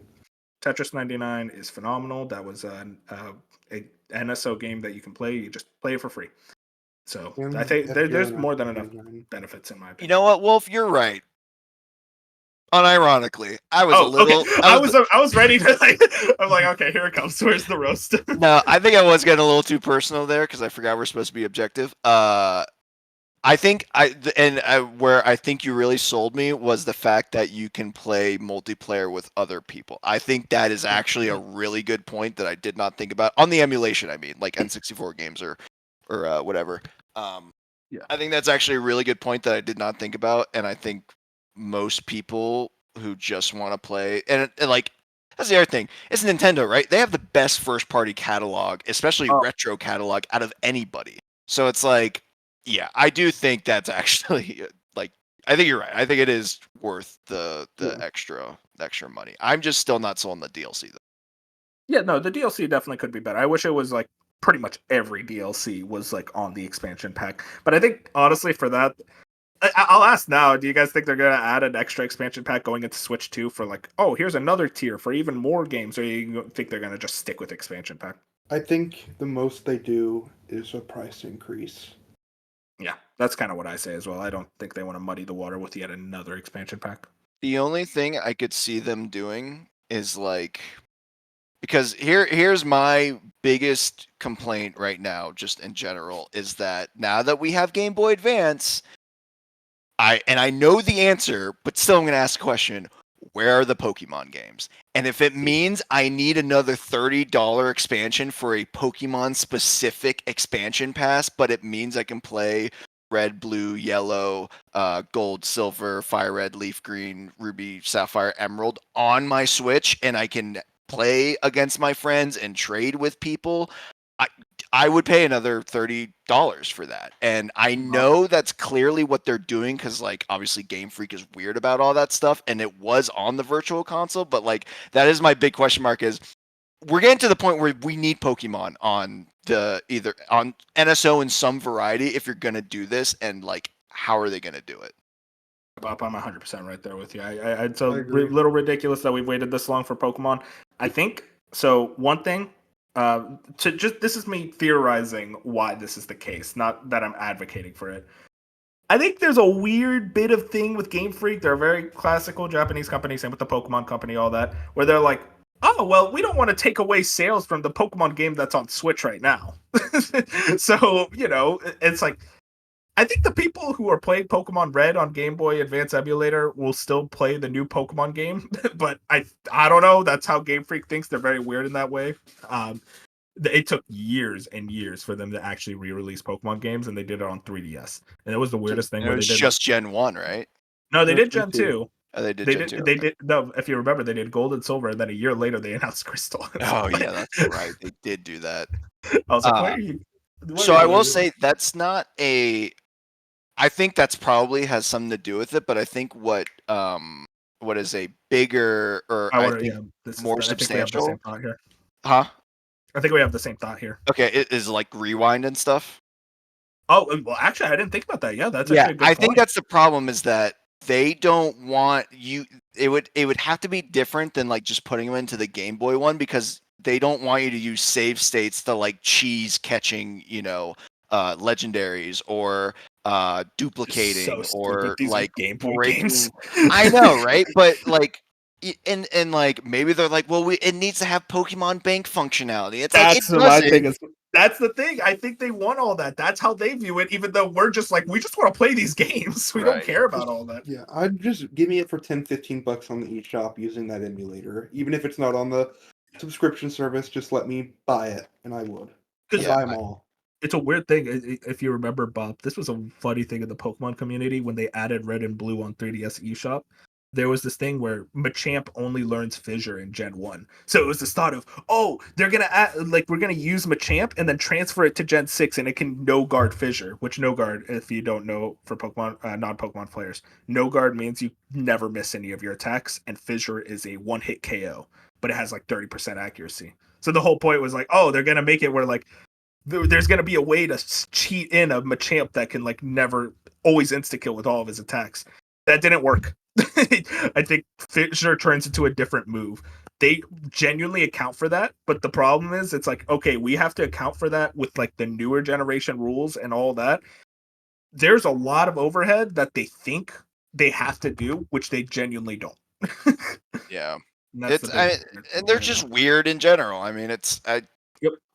But like it's crazy because it's like clearly they love making money, and it's like you're literally putting millions of dollars off the table just by like there's so many people that would buy like if the Switch 2 could have every single generation of Pokemon game on it, I mean we're talking billions of dollars. I would buy every single one. I would too. Like it's insane. You know for a fact they would sell them separately too. 100%, and I would still buy it. I'd buy it. They would give you a pack that would have all the games, and it would cost more than buying them individually, and I would still buy that pack. Like, it's insane. It's insane. I'll never forget when they did that shit with like Sword and Shield and Brilliant Diamond, where they were like, "Yeah, this is the double pack, costs the same as buying them both individually." It's like, what? Isn't it supposed to be a deal? Oh man, we could talk about that bullshit all day. Okay, technically, I'll defend them in a funny way. Technically, it's probably a little less, a couple dollars less, maybe taxes or something, just because it's not like two separate purchases. Maybe. Yep, you're right. You know what? Game Freak, no, take even more of my money. Well, yeah, but that's not money that goes to them, so they don't care. Listen, I they want to support the government in a silly way. Oh wait, no, they're screwing over the government. Hang on, shout outs to Game Freak. Wait, no, I don't think it would because you'd still get it. You're either paying 70 and it's the tax on 70, or paying 140 and it's the tax on 140. Well, if you're paying 8% sales tax on two products, you're paying overall 16% sales tax versus 8% sales tax on one product. And then 8%. It's a minuscule amount. We're talking about cents here, I think. But it's an amount. It's an amount. Yeah. They're giving you that opportunity. God bless you, Game Freak. Anyways, moving into real quick, EA Play and Uplay Plus. EA Play, that's pretty much included with like extra and Xbox Game Pass. So it's like whatever. As a subscription service on its own, it's kind of lame. But Uplay Plus, that is a joke because it's $15 a month for Ubisoft games. Games that go on sale literally like 2 weeks afterwards. So unless I missed something, maybe they changed the pricing structure. I think Uplay Plus is kind of a joke of an offer. Ubisoft does have 2 big games this year, though. Yeah, but like you'll buy them both individually instead of paying $15 a month. I don't think I've ever looked at any of the publisher specific subscription services seriously. It will ruin your life if you actually try to look at them seriously. I mean, like I guess you could make the argument. Sure, I pay $10 or $15 a month, and I play Outlaws in a month, and I saved, $55. Like, cool. What are we doing here? Oh my god, they increased the price. For Uplay Plus, it's now $18 a month. Wow. Why would you buy that? Yeah, I don't know who's just got like a monthly reoccurring subscription to Ubisoft Plus, but God bless you. I think the only way it could, I guess, kind of make sense is if you were a massive Ubisoft fan and you only played their games on PC. That way, you pretty much just have their entire back catalog on PC, because that's just not on all the consoles. I think that's the only way it could maybe make sense. Even then, you'd probably save money buying them individually because they'd probably be like $3 Steam keys. No, you'd have to play them through their launcher. Oh, God forbid. Well, yeah, wait, no, but like the older ones, as you say, are still on Steam, right? Yeah, so there I think some of them are getting added. I think it's just a little weird. Yeah, I think most of them are, but there's some missing. So to get into these questions, I feel like we answered a good amount of these. I'll ask this: are subscription services a benefit or a negative to the gaming business? And I'll also say for consumers. For the consumer side, look at it more objectively, but for the gaming business as a whole, do you guys think these are good or bad? Or maybe they're just negligible. They don't actually really affect much of the business side of gaming.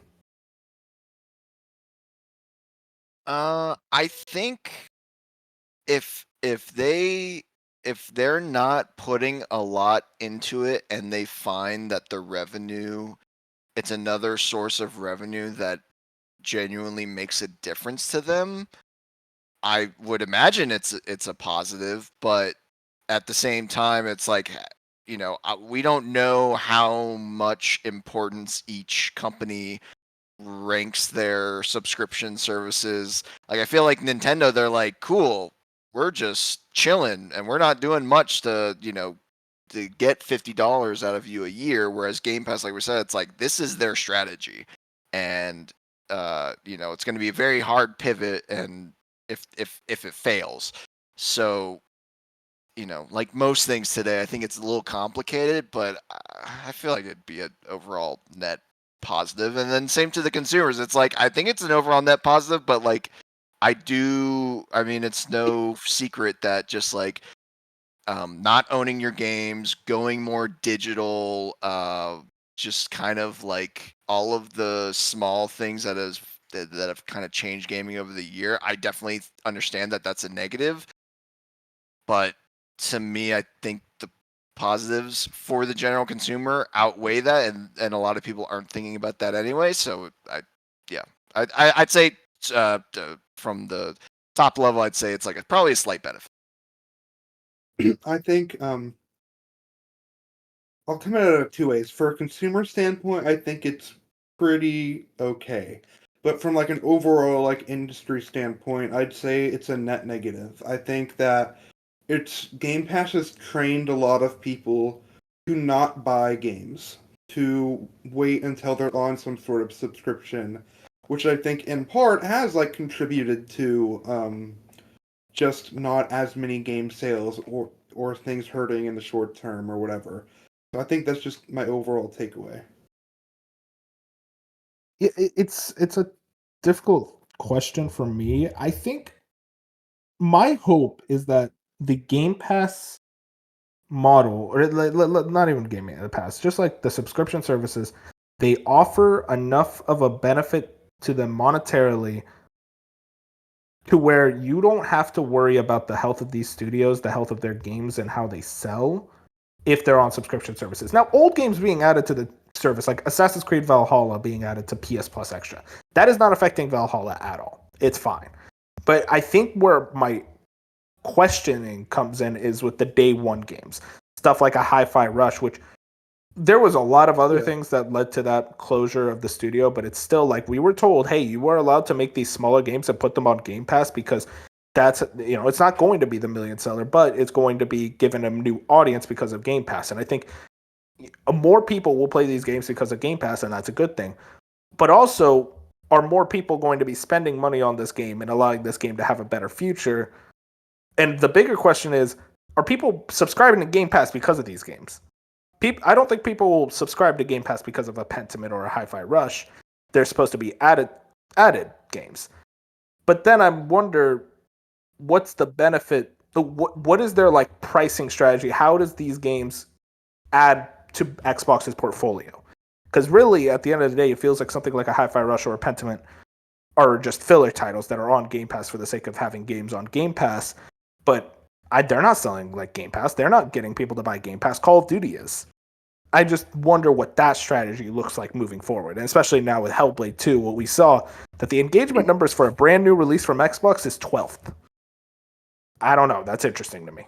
I think early next year, it'll be a telling sign after Call of Duty has had like 3 or 4 months to kind of settle, and they know how that did on Game Pass. I think we're going to see either a big statement that we're committed to Game Pass, this is the future, or there's going to be a very massive pivot if Call of Duty does not like hit. Because I think if Starfield didn't hit, we saw changes. If Call of Duty can't hit, like they think it is, they're increasing Game Pass price. I mean, speculation, but a lot of the reason is because of Call of Duty, because they are probably losing some money, or it's just they could have earned more if it wasn't there on Game Pass. So I think we're going to see a big shakeup with Game Pass, or like a big like statement and commitment to it, depending on how this holiday goes. Mm-hmm. Bob, you got a counter for that? No, because honestly, it's just like, it's like, I mean, we could continue to speculate, but it's like, it'll just be interesting to see how this all develops. I'll ask this then. Are we going to see more of these services pop up? Or do we think that, like, kind of this is what we got? Like, I was about to say Activision. They're owned by Microsoft now. What's another third party other than Ubisoft, EA? Rockstar, yeah, they don't Rockstar have the game Plus. output anymore. Yeah, that's the problem. It's like, oh man, I'm gonna pay $5 a month for GTA 5 and Red Dead 2 and nothing else. I think you have like a Square Enix in there, or like Devolver, I guess. Devolver Pass might be, but I feel like with Devolver, they seem like the type of company that's like, our games are like $10, just buy them individually. Yeah, I think game companies outside of like the big three, for the most part, take advantage of these subscription services. Like, you aren't going to have a Square Enix coming and doing their own service. They're going to put something on Extra or Game Pass, because those are services they can use, and sometimes they get paid to use those services. So why 100%. not? Okay, hold on. I just thought of something. Oh, think Steam ever has a subscription service? They don't have enough of their own original content, and I don't know what companies would like jump in on that. It would have to be a Game Pass integration into Steam, where if you have Game Pass, and you that's can play your games through Steam. But if you think about it, like, I know it serves kind of a different purpose, but Nvidia has GeForce Now, which they don't own any of those games, and all you're doing is streaming them through like a 4080 or something like that. But like, people genuinely like that service. I don't think it's well used, but like Nvidia still supports it. So it's like, I think there is kind of, and like I said, I think it kind of serves a different purpose, but like, I think there could be a market there. There could definitely be a market, like a smaller market, but I don't think it's going to be enough to subsidize the overhead cost for running a service like that on Steam. Yeah. But yeah, what about Game Pass on Steam? Because like, I don't think Valve would want something like that. Microsoft definitely wants it. They want to try to get more users on PC, and PC users, they only really play on Steam and nothing else. And I just don't think Steam looks at that as like, we'd rather just you buy the games. Like, we don't like, what would they have to be like they take a cut. Like how much of a cut is enough for them? I don't know. I think Steam's happy the way they are, and I think a broader picture, Microsoft wants Steam on their console. I just think Steam likes what they have, and I don't think they see any need to change it or partner with anyone because they're making a lot of money, and they're going to continue to do so without even changing anything. I think the reason that Xbox ended up making or I guess that's still a rumor, but I would like to believe it. Let's just say it is true. The reason Xbox is making a handheld is specifically because they couldn't get Game Pass on Steam and therefore the Steam Deck. So they're going to try and do it themselves. So yeah, I don't think it's coming. Yeah. And I mean, we kind of answered this already, but increase of users of Game Pass on PC, that only really happens if there's some type of Steam integration. And I want to point out, like, Steam is great. There's a reason that everyone likes using Steam. It's a good service. So, like, nothing against Steam in this situation, you know? I will say, as a PC user, granted, I am not, like, it's interesting because I am obviously an Xbox person and I use the Xbox app frequently, but all of my friends who are diehard PC players only use Steam. For a while, it was very annoying because the PC app version of a game, Xbox PC version of a game, was different than the Steam version of the game, and you literally couldn't play with your friends if you had the two different versions. It drove me insane. And also, I mean, it's been documented, but like the app's bad and bad UI and like weird stuff. They are slowly getting better at that. So like, and you can tell the fact that they didn't increase the price that much and they kept day one games on the PC app tells me that they still think there is room to grow there, and they are making improvements. And I think I'm still curious to see if there is integration with Blizzard specifically with something like World of Warcraft. But You'd have to think. Like, you own them. Yeah. But otherwise, yeah, I do think there's still some upward trajectory. It's not going to be anything crazy, but I still think there's potential in the PC Game Pass. And then last question here. This is a pretty obvious answer. So, will we ever see Nintendo do something similar to Game Pass outside of their retro games? That is a big fat NO. I don't even think we get GameCube, and that's yeah. Yeah, GameCube, they're just gonna they're gonna remake those games real quick and then just sell them individually for $60. That's Nintendo's MO. So yeah, that was a pretty obvious answer, but I just thought it was interesting to think about what that would look like, but it only really makes sense for their retro games. They wouldn't do that with the current Switch library. So yeah, though I've seen Nintendo do crazier. This company does whatever the fuck they want.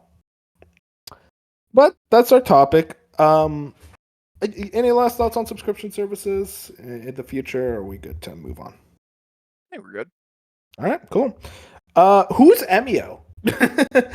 I'll ask that. Nintendo just dropped this random tweet about who's Emio. There's a little trailer for this horror-looking game. I mean, I'll ask you guys this. There was a weird rumor that Blooper Team was going to make this game. Seems like that fizzled out almost immediately. Who is making this game, and what is this game really? Is it this year? Like any thoughts on this weird ass teaser? I don't know, and I think that's kind of exciting. It's exciting. Nintendo. This is an M-rated game. ESRB got that. So this is one of the first Nintendo published M-rated games in a while. Well, not including Bayonetta. But yeah, they rarely publish M-rated games. It's like a handful. So that immediately makes me intrigued. I'm curious. I think it's this year. I think this kind of is going to be like a tailgate, maybe like a December. Maybe they try to run this into October, have it something alongside Super Mario Party. I don't think this is internally developed. I think this is just going to be something that they get a partner studio for. Try to make this game, see what it looks like. I don't know what a horror game. I thought about this when an existing IP. It could be Fatal Frame. They have a very strong relationship with the Fatal Frame creators over at Koei Tecmo. That's a possibility. I also think this is most likely just going to be a brand new IP, especially looking at the ESRB listings and kind of digging around. It's like, yeah, this seems like it's a brand new thing from like a third-party developer that we just don't know who it is yet. I think this is in-house. In-house would be wild because I think almost all of their teams are busy right now. I think this could probably be just like a small. I don't think this is like a big project. I think this could just be a smaller thing, spun up by a handful of people. But I think this is in-house. I don't think. I just can't see an M-rated horror game getting pitched to Nintendo and like, yes, we're gonna publish that and make it our IP. I think it has to be something that comes from them internally for them to like be so cryptic with this, and I don't know, which is exciting. I mean, there's always some more creativity going on towards the back half of the console generation, so I think it's interesting. I think it could be this year. No, I think so too. Speaking of like back half of this console generation, Andy Robinson had this. It's official. No Nintendo console has lasted as long as the Switch before being replaced. It's now been 2,687 days since launch, beating the 2686 between Famicom and Super Famicom. And this is home console, so it's not including stuff like the Game Boy Advance, all that. Now, I found this interesting because like this is a big debate point between me and Bench versus Bop and Dark in the sense of how Nintendo is going to support the Switch past the successor. Me and Bench, and cut me off if like I misspeaking on your behalf, Bench. We think this is just going to be like a big fat cutoff. Like they do maybe 1 or 2 cross-gen titles, and then they just go full Switch 2. And they'll get Prime 4 on both, maybe one more, but that's it, yeah. Yeah, and Bob, you seem to be very much on the opinion that they are going to be supporting this thing for a lot longer. I just look at the money being left off the table and just don't understand how they don't. No, I'm not saying like every single Switch. There will be a cutoff, just like there was from the PS4 to the PS5. But the PS4 lasted so much longer than we all thought it would into the PS5 generation. And I just don't see how Nintendo doesn't do the same exact thing. I mean, my argument is that it's Nintendo, and previously, almost all their consoles got immediately cut off. Like you look at like N64, there was literally a few months where no N64 games came out until the GameCube. When it comes to the Wii, GameCube games just stopped coming out after the Wii came out. Same with the Wii to Wii U. Nintendo just does not support these consoles past like what their next gen console is. I'm just looking at the history and how Nintendo looks at things. Yeah, it's a weird decision. It's Nintendo. They're full with weird decisions. Also, I think the Switch is just so underpowered that shackling some of these new games to also be supported on the Switch is something I don't think anyone is interested in.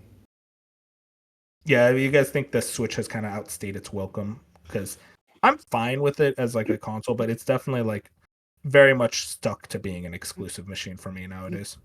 Yeah, I think overall, from like I like my Switch, and honestly, I don't play it that often because they're just only exclusives, like Wolf said. But I think in the general public, I think the Switch has been around so long that it has a negative connotation to it now.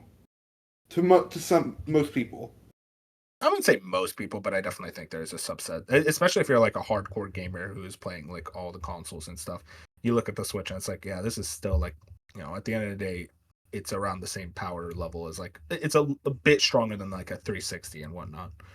Yeah, I mean, what's when it came out. But what's funny about that, Bench, is that like I am with you personally, and obviously, I mean, this thing, I can't remember the last third-party game I played on my Switch. Actually, I do. It was Lego Star Wars, which, nah. But I was on everything. Yeah, I know. I don't know. I was just like, I guess I just associate Lego with Nintendo, and as far as like childhood nostalgia, I don't know. I guess the handheld market also wasn't there yet, so like I want to play it handheld. Anyway, I do think it's underpowered. Here's the crazy thing, though. Like I have been spending a lot of time around my family lately, and that's not to say I just realized how that came off. I live far away from my family, and we just went on a big trip. It's not like I hate my family and I only I'm spending so much time with them. But I was talking to them, and I have a nephew who's now 6, and he loves, like, he's really getting into gaming, and it was so interesting because his in-laws just bought a Switch for him, and he's really into Super Mario 3D World. Hasn't even gone to Odyssey yet. He's big on 3D World. And my mom was like, "Oh yeah, Grandma and Grandpa on the other side got him a Switch. I guess I have to buy a Switch now so that he can have one at my house." And I'm like, "Oh my God, like there are still people who like," and of course afterwards I was like, "Hey mom, if you want to be really cool with our nephew, or I guess with your grandson and my nephew, wait like 6 months and you'll have the brand new Switch 2 and he will think you are way cooler than the in-laws." So I told her to do that, but like it's crazy that like, and I have a different friend who played Hogwarts Legacy on the Switch and was like, "Yeah, I had a fun time," and didn't know any better. So it's like, as much as I want to believe that the general public is over the Switch, they're just not. It is such a phenomenon. Well, just the idea. I mean, like it created the Steam Deck in a way of this idea of like, hey, console games on the go. Like you can switch between them. Like that is such an inherently strong idea that it got people to just latch onto it and go like, let's do our own equivalent. Let's do these handheld PCs, these Chinese gaming handhelds that you're obsessed with, Bob.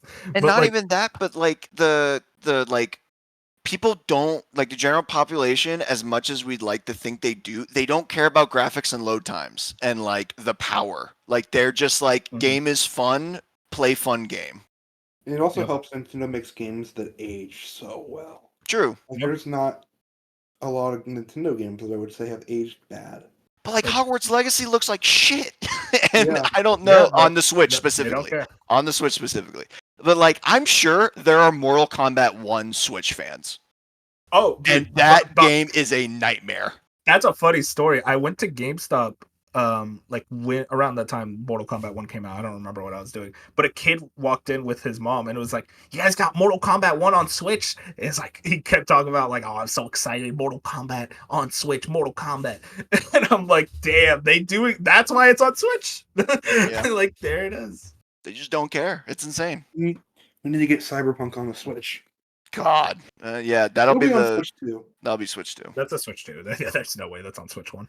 That game struggled to run on PS4. Hey, it runs on Steam Deck. It'll run on Switch 2. Yeah, exactly. Moving into something that Bob forced me to put in, Planet Coaster 2. Just have some excitement in your voice, God damn it! This is huge. It's not my type of game. I played Roller Coaster Tycoon as a kid. I thought that was fun. So is this like? And this is the spiritual successor to Roller Coaster Tycoon. I'm gonna watch this. All right. But go get on your box. Let's hear it. I'll keep it quick. This is huge. Planet Coaster 1. God, was it 2015 maybe? Either 2015 or 2016. It's been around a while. And Planet Coaster was Planet Coaster 1.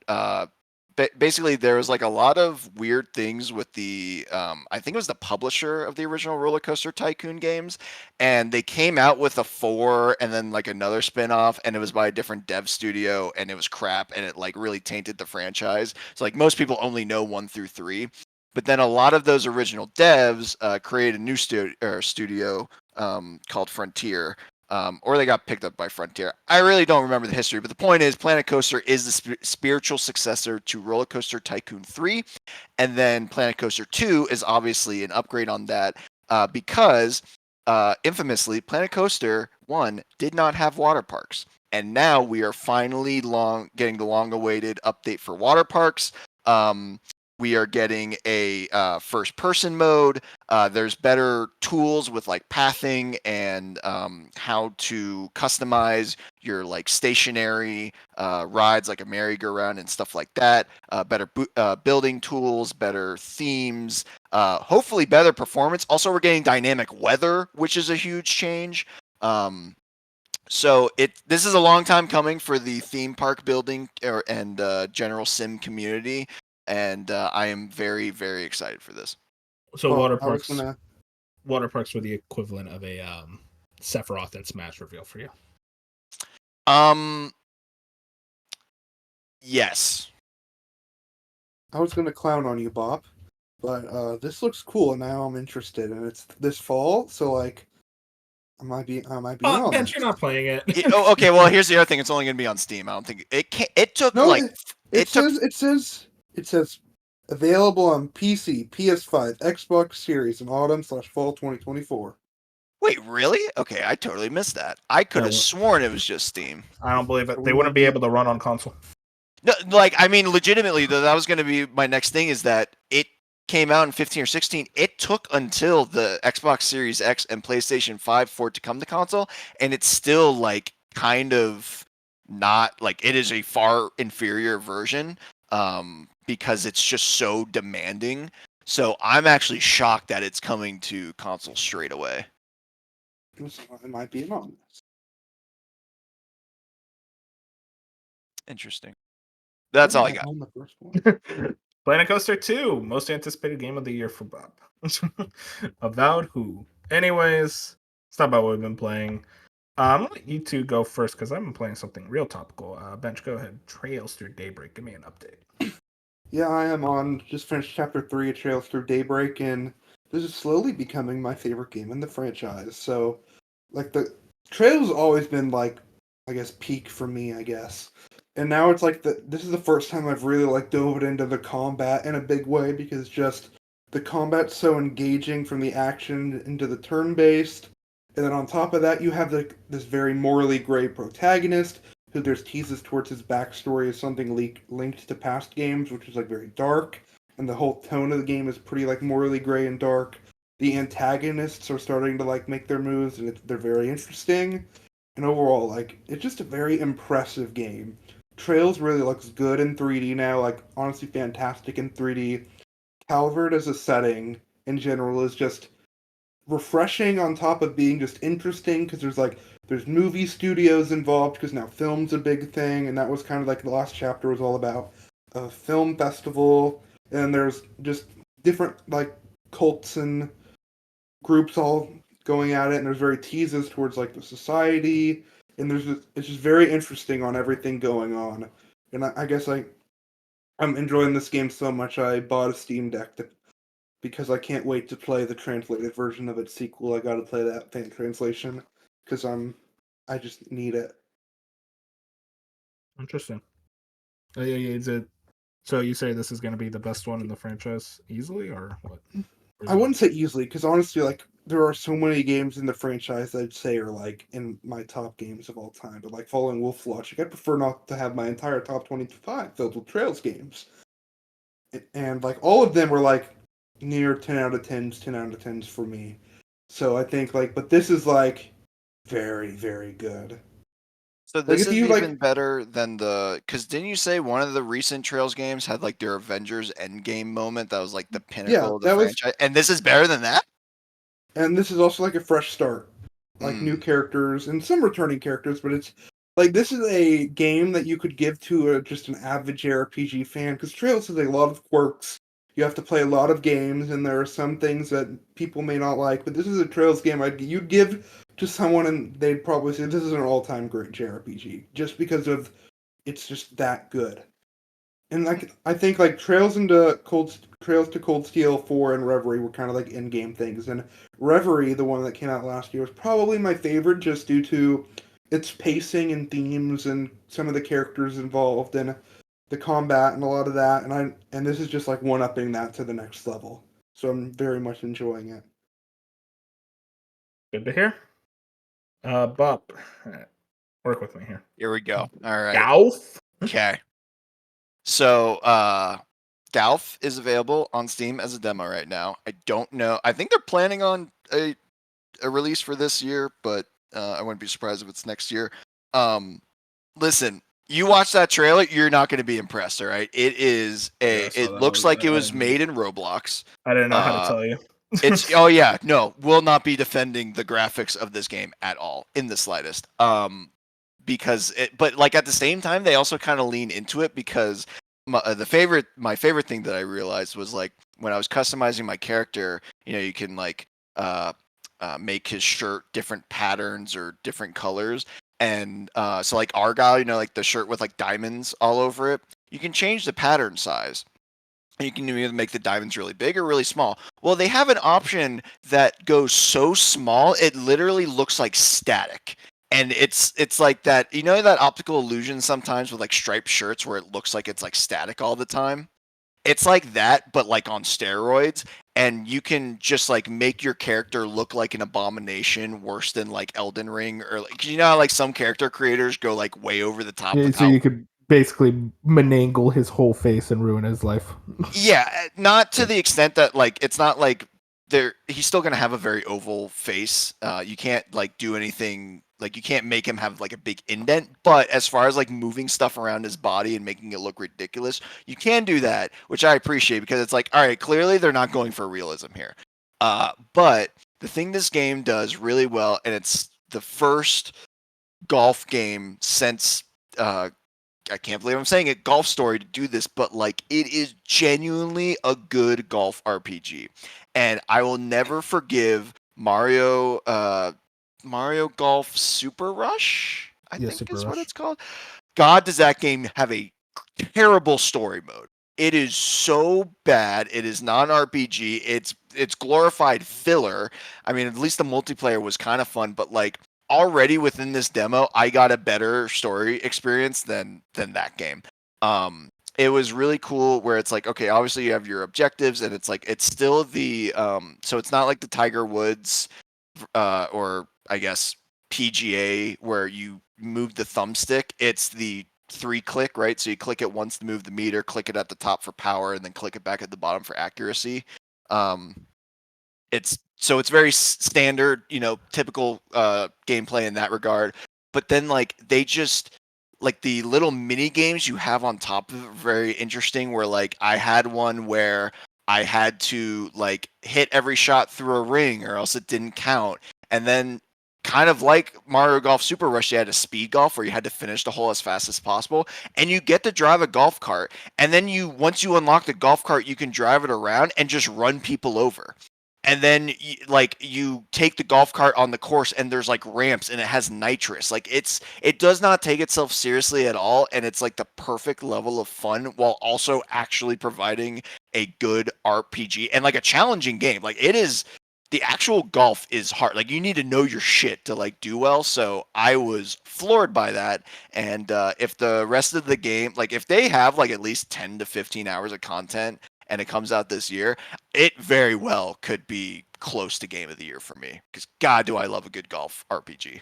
If I play this game and I haven't played golf before in my life other than Wii Sports Golf, am I screwed? Because you said I need to know my shit. You've never played like a Mario Golf or any of those Nah, style games. Okay. I'm not a sports guy. Yeah, it's probably a little too A little like too advanced. no, it's just like they're not worried about difficulty, and they kind of like expect you to have some familiarity with golf. So I would say like something like Golf Story would be a good entry point, or an older Mario Golf game like the GameCube, N64, or Game Boy. Played a little bit of the Game Boy one, so that's something. Yeah, and like the Game Boy ones are like so far back that's like, all right, you should probably stick to like GameCube. I think GameCube's a good happy medium for Mario Golf. Or even 3D. I mean, DS and 3DS Mario Golf were okay. Yeah, no, those were great. No, the 3DS one I've heard really good things about. But like, yeah, I think it might be a little too hard in that regard if you have no experience. But this is for the hardcore golf fans, very clearly. yeah, because it's like, I mean, again, it's like we are starved for a good golf RPG, and after Sports Story flopped, and we really, in my opinion, haven't really got anything since Golf Story. Recent one, right? Which one? There was something like a 2K Tiger Woods game. Oh well, yeah, no, I mean, those are different though. Those are like actual golf simulators, and that's like different entirely. I meant more like the arcadey RPG style. Okay. What about Everybody's Golf? That was years ago. That one was fine. I enjoyed Power Star Golf, 3D Ultra Mini. I mean, it's mini golf, but 3D Ultra Mini Golf was a lot of fun.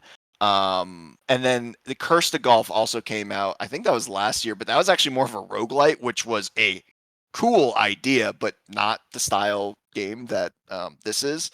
So it's just these games, unfortunately, are few and far between nowadays, and I'm just really happy that someone finally is deciding to make one again. I'm happy for you. Are you that type of person where I go to like Adventure Landing. I don't know if that's a Texas only thing, or like one of those like amusement park things, and they have the miniature golf place. Are you like try harding on like the 10-year-olds? Oh, 100%. Yeah. Good. Okay. Good. That's all I I needed to know. am like so where I live there's literally only one mini golf course in the whole city, which is a shame, and it is terrible and I hate it. And I I went go back there every home. weekend.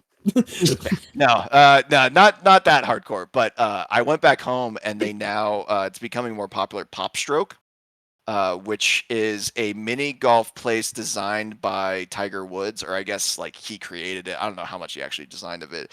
But what I really like about those courses is that it's actual like good turf and actually challenging in the sense that like it's not challenging because you have to put it down a slide and pray that the slide puts you in the right position to get a hole in one. Like you actually have to read the angle of the greens and like actually kind of putt like you would on a golf course. So, and that's kind of what I find more fun. But even then, like I've never like when I go and play mini golf with friends, I usually dominate. Hey, that's good to hear. Happy for you. You got your golf game. Thank you. The golf fan base, they're rising up. That's all I'm saying right now. Moving into what I've been playing, this is actually very relevant. The Concord beta, I checked it out, came out today. And if you remember, this was gonna be a beta for people who pre-ordered the game exclusively, and then like last minute they're like, "Oh, anyone who has PS Plus."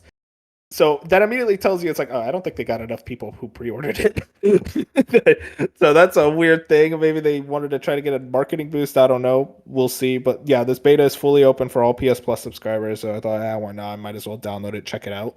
I'm actually interested in talking to you about it, Bob, because I know you're still playing Overwatch today. Somehow. So, so I am very mixed on this game. So on the one hand, I think the movement, the gameplay, the combat, all that, the shooting is very high quality. This is very much ex-Bungie developers. They know their stuff. They know how to make a game feel good. They know how to make the weapons feel like weapons. The guy in the trailer with the revolver, he's my favorite so far. His gun feels fucking amazing. Like it genuinely feels like McCree from Overwatch. I think all that is very high quality. But where the game loses me, God, this world is boring.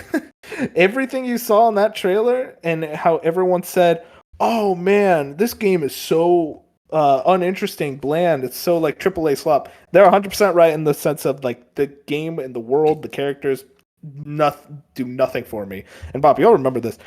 Overwatch, those cinematics, those characters. People will say, "Oh well, people didn't get time to like care about the Overwatch characters until the game came out." No, I cared about it from the beginning. I was like, "Damn, these characters are cool." Because they are so striking, they're so interesting from the get-go, especially with that art style. I promise you, I cannot tell you any of the characters' names in this game right now.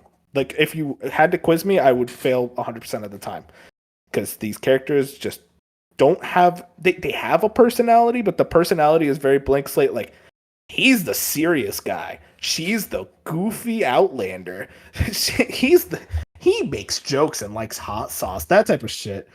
Very Marvel writing, and I don't like saying the whole Marvel MCU writing, but this is very much Marvel writing. There's literally a character called Star Child, where it's like, okay, I don't think you guys really tried there, and he's the gruff, serious one. And it's like these characters have nothing to call their own, and also a lot of them just play like Overwatch characters. I mentioned like the guy who plays like McCree. There's a character, a female character who has rocket thrusters and uses a rocket launcher. Remind you of anyone? Original. That's original. And she plays differently from Farah, but still very much like the idea is Farah. And there's some original ideas for sure. There's some characters that have their own unique things. There's that chick who throws like fire ninja stars and whatnot.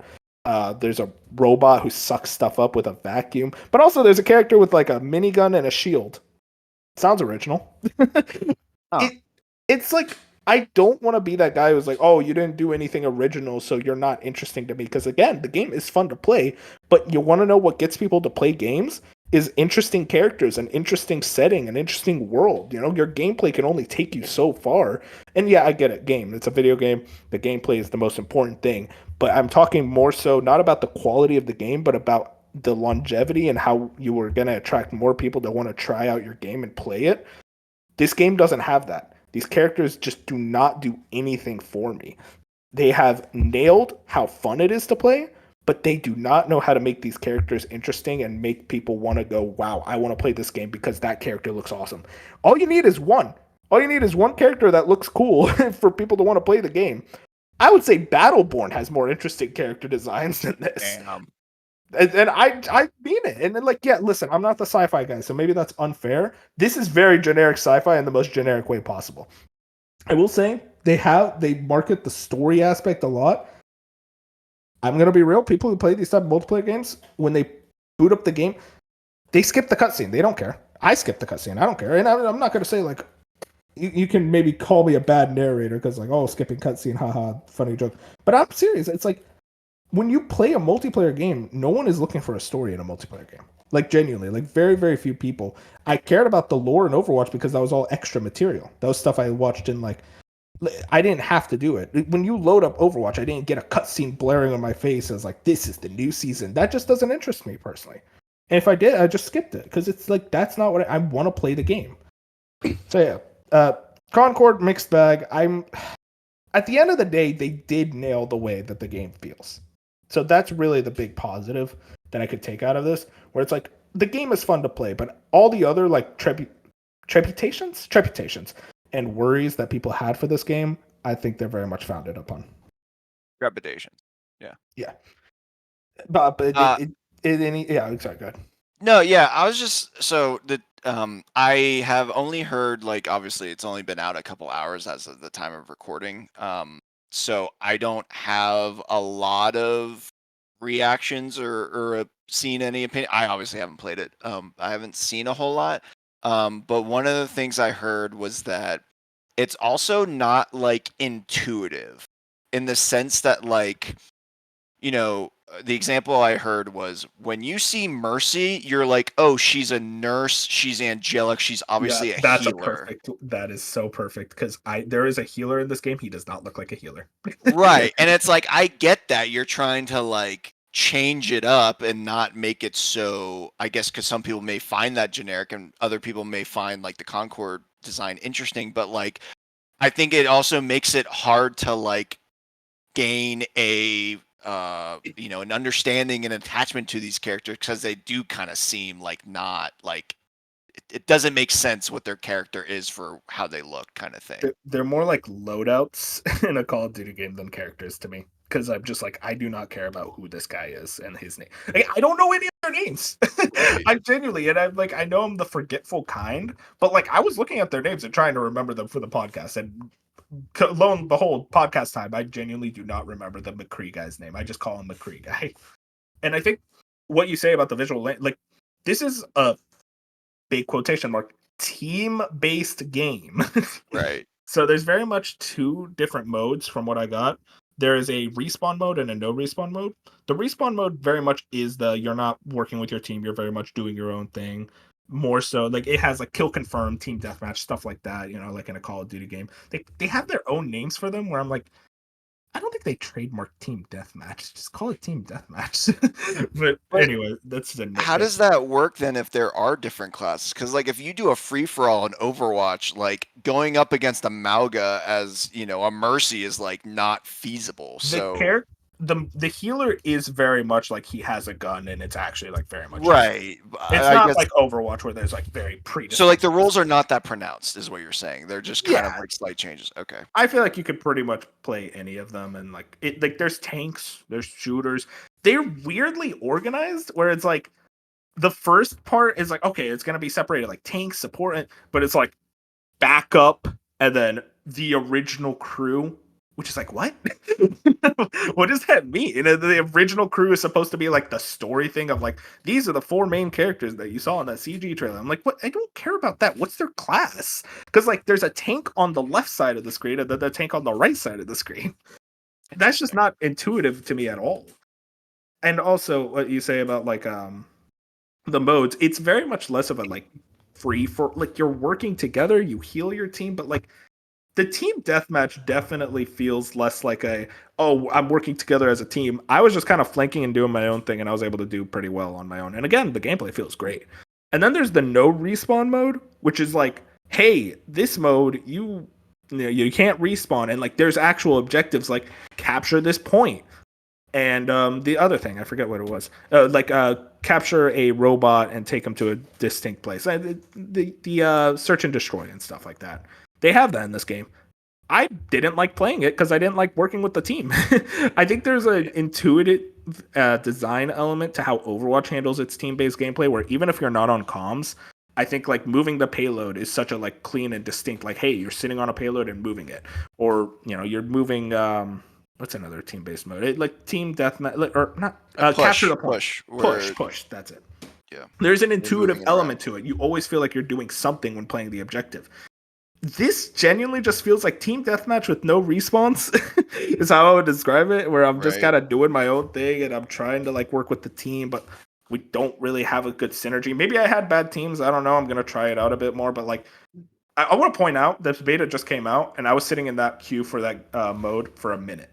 So wow. I'm like, and like you don't unlock it until level 6, but also like I got to level 6 in like 30 minutes, so it shouldn't take people that long.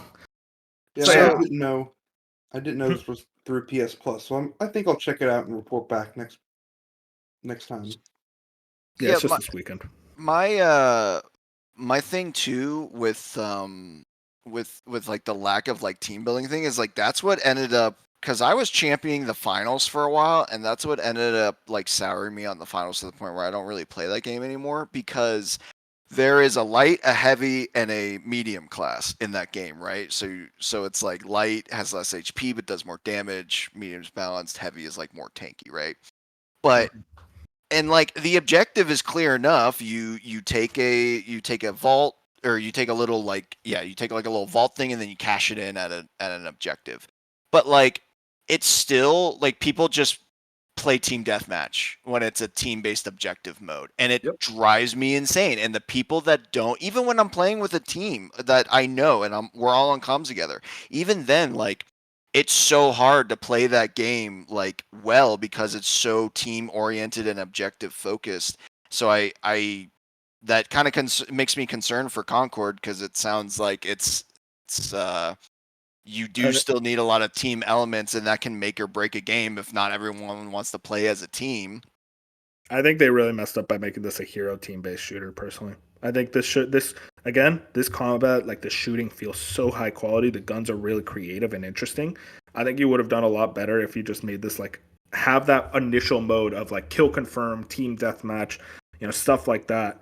Have that be your mode, and that's it. And not that's it, but like you have the other modes, but like the focus is like clearly that, like in Call of Duty, like most people play. Or X Defiant that just came out, and they have different classes.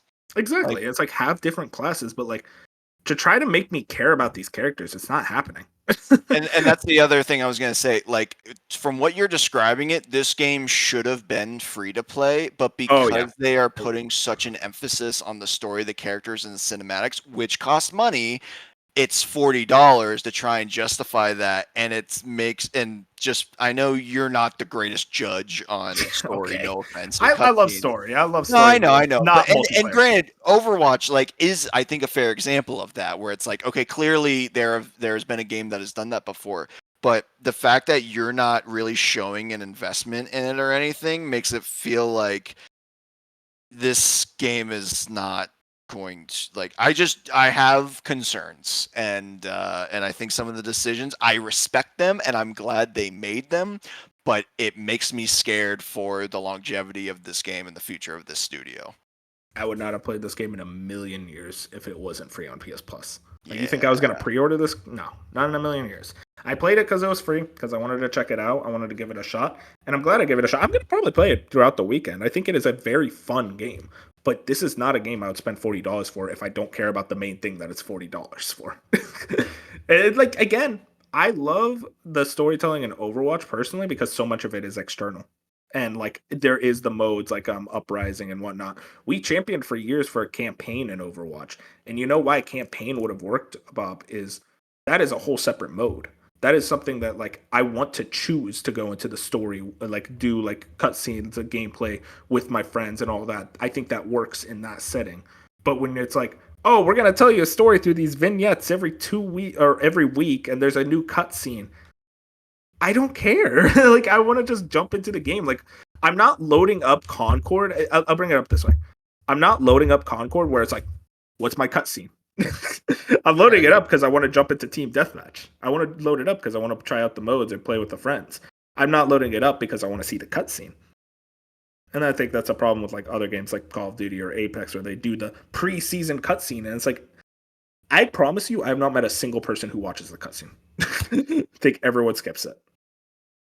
So yeah, I don't know. I don't think DOA is so hard to say. I don't want to say, oh, this game's gonna come out and it's gonna fail, but I just don't have a lot of like hopes for its future. I want it to do well because I think it is genuinely a fun game, but I am not expecting like a Helldivers 2 level of success. Which, granted, it doesn't even need to do, but like I'm not even expecting like a moderate success out of this.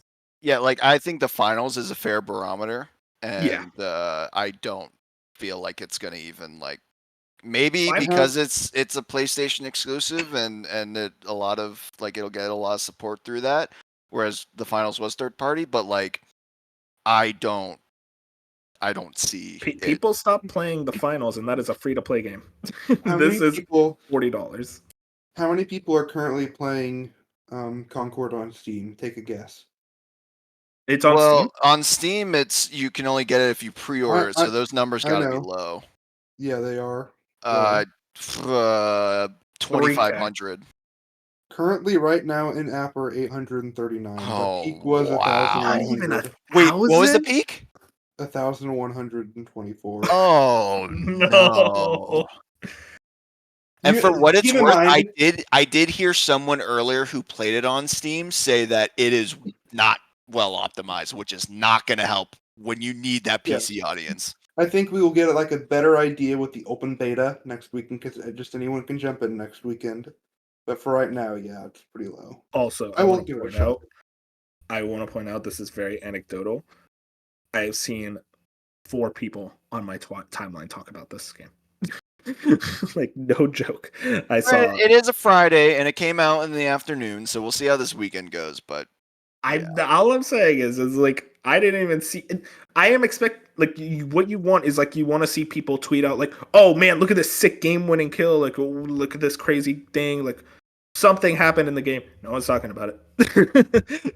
I don't know. It's just like I want to have hope for this game. I just don't think it's gonna find the audience. But who cares about that? Because we're at the end of the episode. We had a very long episode, as per usual. The Bob tradition is the episode. Yeah, I was gonna say I always if I'm on, just like skip the timestamps because I always seem to be on the long episodes. It must be me. I must be a yapper. Hey, you're a yapper, but a fun yapper. I like listening to you yap. Oh, thanks, buddy. We're all yappers around here. Anyways, if you want to check us out, YouTube, Spotify, Apple Podcasts, or wherever pods are caught, like the podcast, follow us on Twitter, and that's it. Say goodbye, everyone. Goodbye. If you want to get beat in college football 25, let me know. Bob sucks at games.